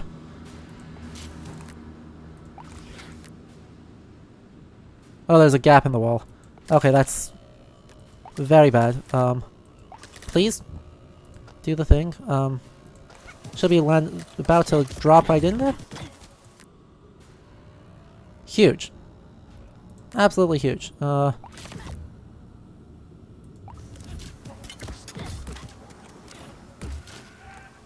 Okay, that's a lot of brutes. Brutes are not fun. But we are engaging them in pretty much the best possible terms, because we can hammer time safely. And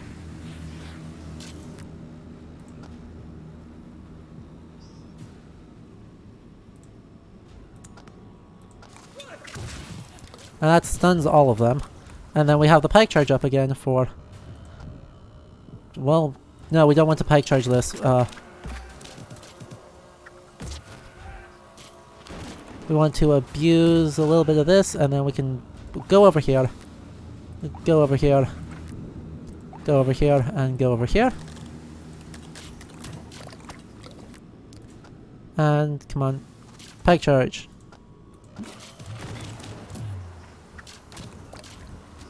Oh, and these are the terrifying guys. Okay, fun. What do you have up? You have nothing up. You know, let's send these guys over here. Because the infantry seem to be the best taking care of these.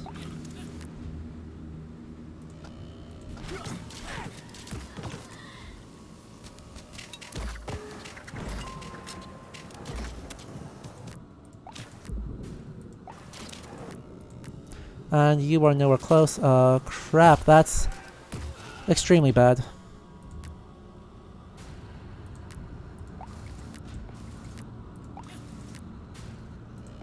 That's extremely bad because I don't have a lot of people left and there's a lot of pain right here. But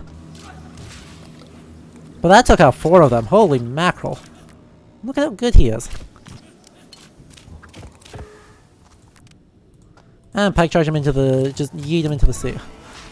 Okay. That went really quite well. 6, 7, 8, 9, 10 coins? Nice. Okay. So it's good to know that it's just, I need more infantry, and that they are the ones who are really good against the guys who just fling themselves into death. Upgrade, we have 28 now, so that's... we'll upgrade these guys to elites. And then with 8 coins left, we're not able to do a whole lot. Okay. Onwards we go. Next turn.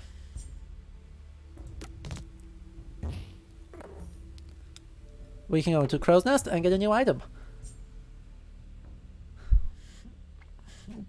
This game's a lot of fun, and like I like the tactical depth. I like how much ability there is for all of these people to kind of control space on their own and be able to accomplish whatever they want. Okay, so these guys just have brutes and are those archers? No, those aren't archers. Who are those? Shield guys. Shield guys and brutes. So that's actually good for us. Especially with these cliffs giving us a lot of stun ability. I just need to be smart about where we put people.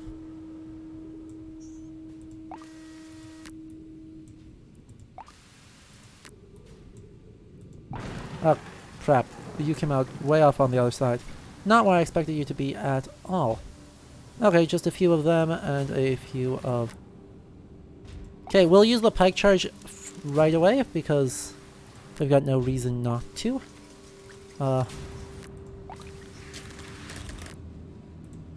Just blast him into the sea, and because he gets reduced cooldowns, it enables us to do significantly more than we otherwise would have. Okay. Get over here. Be ready. We'll see where he decides to land, if I can actually jump down on them or not.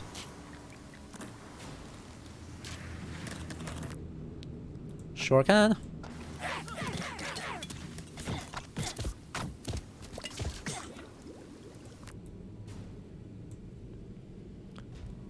Okay, we will try and just stuff them. Where is this squad?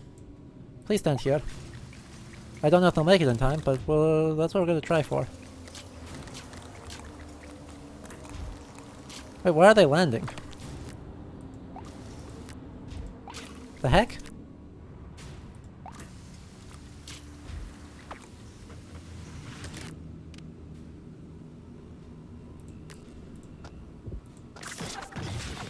Oh, well, that went like half of my guys.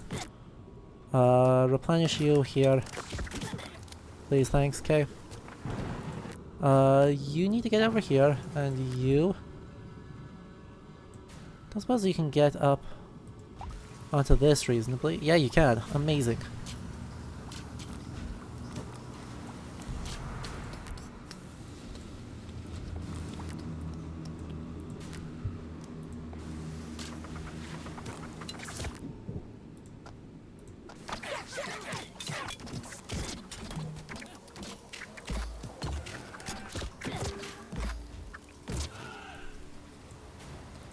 Okay, progress. I am sorry, I have just stopped talking entirely. Good job, me.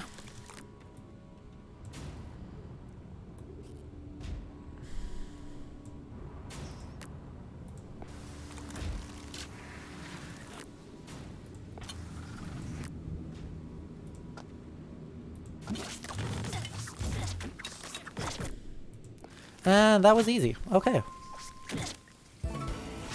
Well done. Okay. Not a lot of coins off of that, but we get 3 for just winning, so that's good for us. Okay. Let's see. What else can we talk about this? It's just more mines. Well, that's sad. Okay. Were Viking raids? Yeah. Coordinated? Yes and no. So Viking raids should be divided into kind of 2 different camps, I guess. Where they are... Sorry, drink first. So they are sometimes very much coordinated, such as in the case of the Great Heathen Army, which is not a singular army, but definitely was still coordinated sets of raids. Let's just upgrade this, you know, and then we can maybe give you the mines. Oh no, it's either give him the mine or give Morden the mines. No, actually, let's give you mines because we use you a lot. Why is that? Why is that shiny? I don't know why that's shiny. Anyway, let's count 1, 2, 3, 4, 5, 6, 7, 8, 9. 1, 2, 3, 4, 5, 6, 7, 8, 9, 10. So Fane is definitely the better choice. But yeah, so in the Great Heathen Army, there are definitely large-scale coordinated raids, sometimes in excess of 100 ships, are traveling around... Oh no. Oh no. That's not what I wanted to do at all. Next turn, Now funny. Okay. So, same deal here where, you know, maybe we do keep these guys this time. Because lots of guys that we want shields for.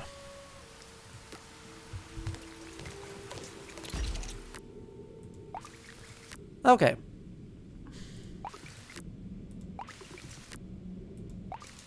There we go. Progress. Lots of buildings here to save too. If we can save all of them, that'll be really good. Okay, first things first. These guys are coming in, so we'll land them here. And if they land somewhere useful, we can just immediately pike charge them into the sea. And that is an instant kill. But yeah, it's definitely not every raid that is this coordinated. In fact, I'd say probably most of them are not. But some of them are, and so there's nothing... Oh, crap.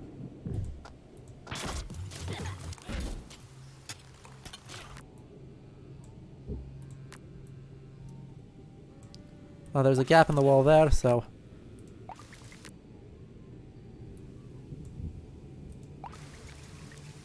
Go off here. We'll see where they decide they want us to actually end up.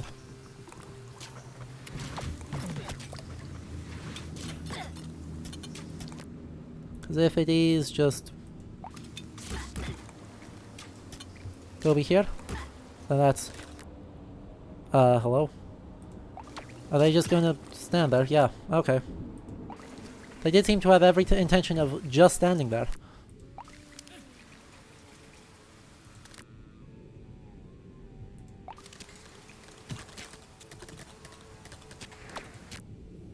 I guess we can arrow volley somewhere. Ah, nah, hammer time. Hammer time.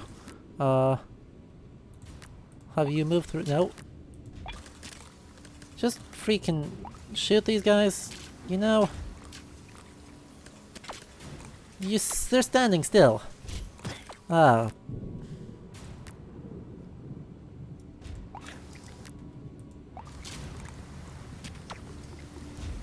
And as these guys disembark,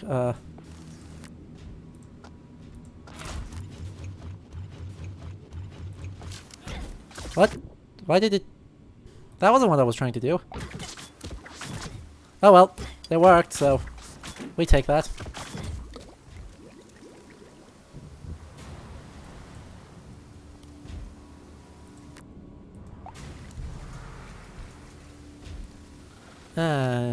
They're jumping there, so boom, boom, boom, boom, boom.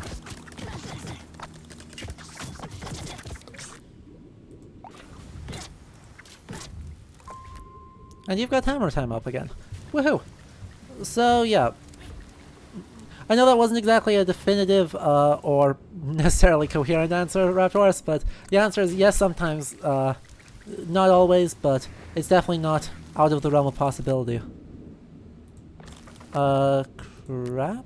Let's actually drop a mine right here quick, and then you back up, because that's gonna hurt like hell. Yep. Now, replenish thyself right in here, please. Hey, that worked.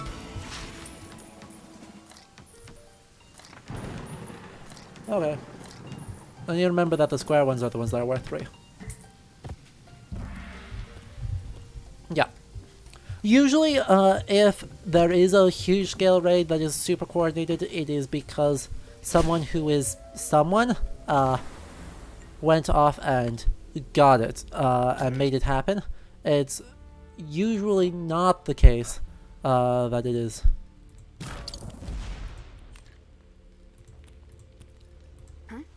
Kind of just around whenever, and is being used. Words. Jesus. It is usually not the case that it is a bunch of small leaders all agreed to go do something as a group. It is someone really powerful is organized either through subjugation or some kind of more bullying agreement, that the person who is somebody is the one organizing the whole raid. The potential exception here is the Great Heathen Army, where if their claim to all be the sons of Ragnar is true, instead of just a claim to account for their alliance, then they are the sons of someone extremely powerful, and they're basically dividing the territories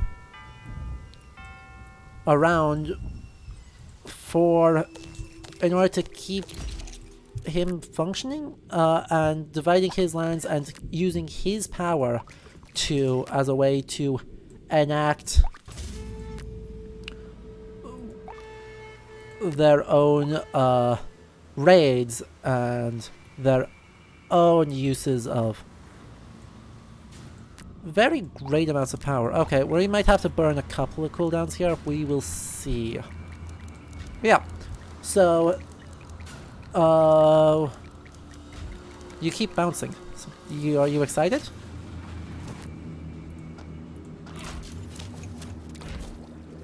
That worked. Okay.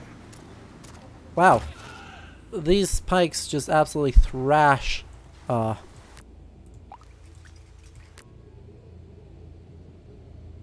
Let's have you go over, and then I guess you can just blockade this area in case.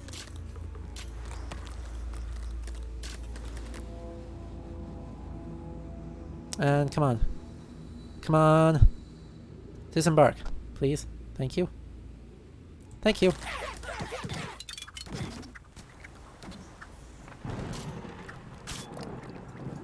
Crap, where are more people? Those are archers, I hate it. Come over here. Oh, whoops.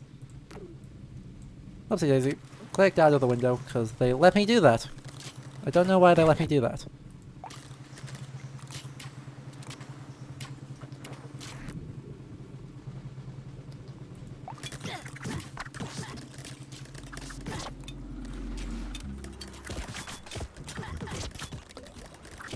Archers, go over here, please.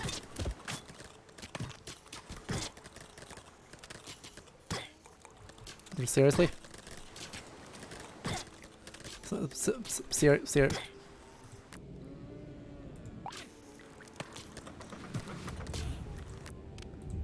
You need to get up here.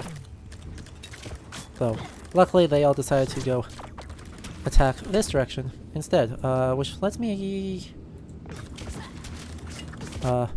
hammer time? No, don't need a hammer time. What I think I will do, actually, though... actually, never mind. We've got a lot of incoming. We don't have time for that. I wish we had time for that. That would be helpful, but no. No way. You're needed up here. You're needed over here. I think we arrow volley wherever these guys are land, and if you go up here, then can you pike charge these guys as they land? Yeah.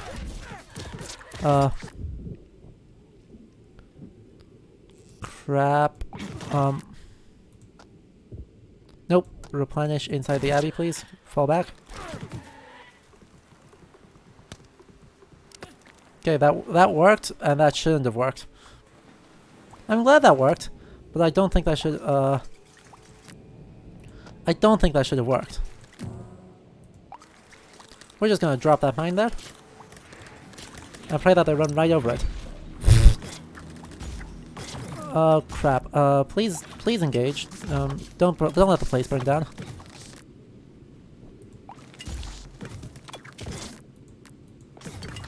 No, please. Go replenish up here once you stand up. Oh, the place burned down. Go up here. And...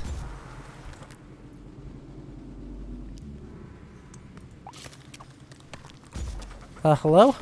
Are you just gonna let it die?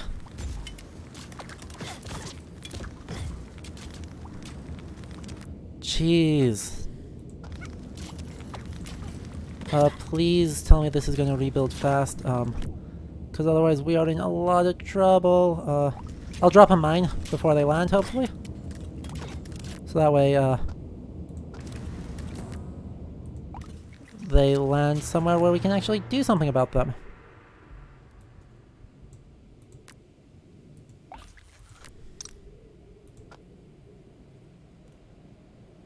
Please go kaboom.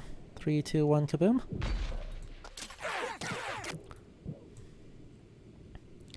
And,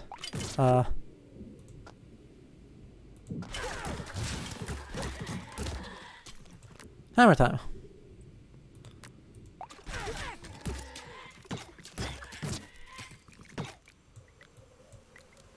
No, please don't die,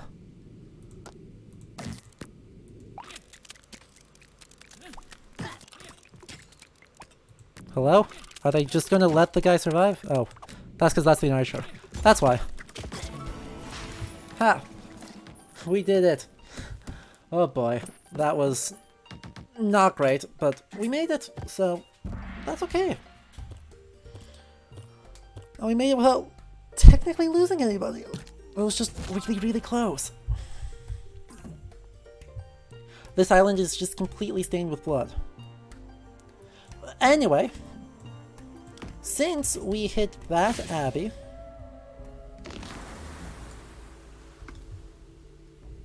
I think this is where we want to call it for the day.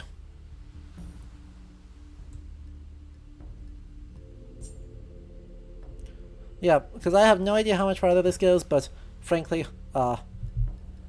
we've been going for 4 hours, and I am clearly no longer playing as well as I used to be. So, this is where we call it for the day. If you liked it, do consider subscribing with Twitch Prime. You get 1 free subscription per month, and I know most of you already are, and I appreciate it, but for anyone catching the VOD, for this month, subs are discounted, so it costs you very, very little to help support me a whole lot. And, you know, if you want to see Demon Souls and, well, get to see Bloodborne and the Uncharted collection,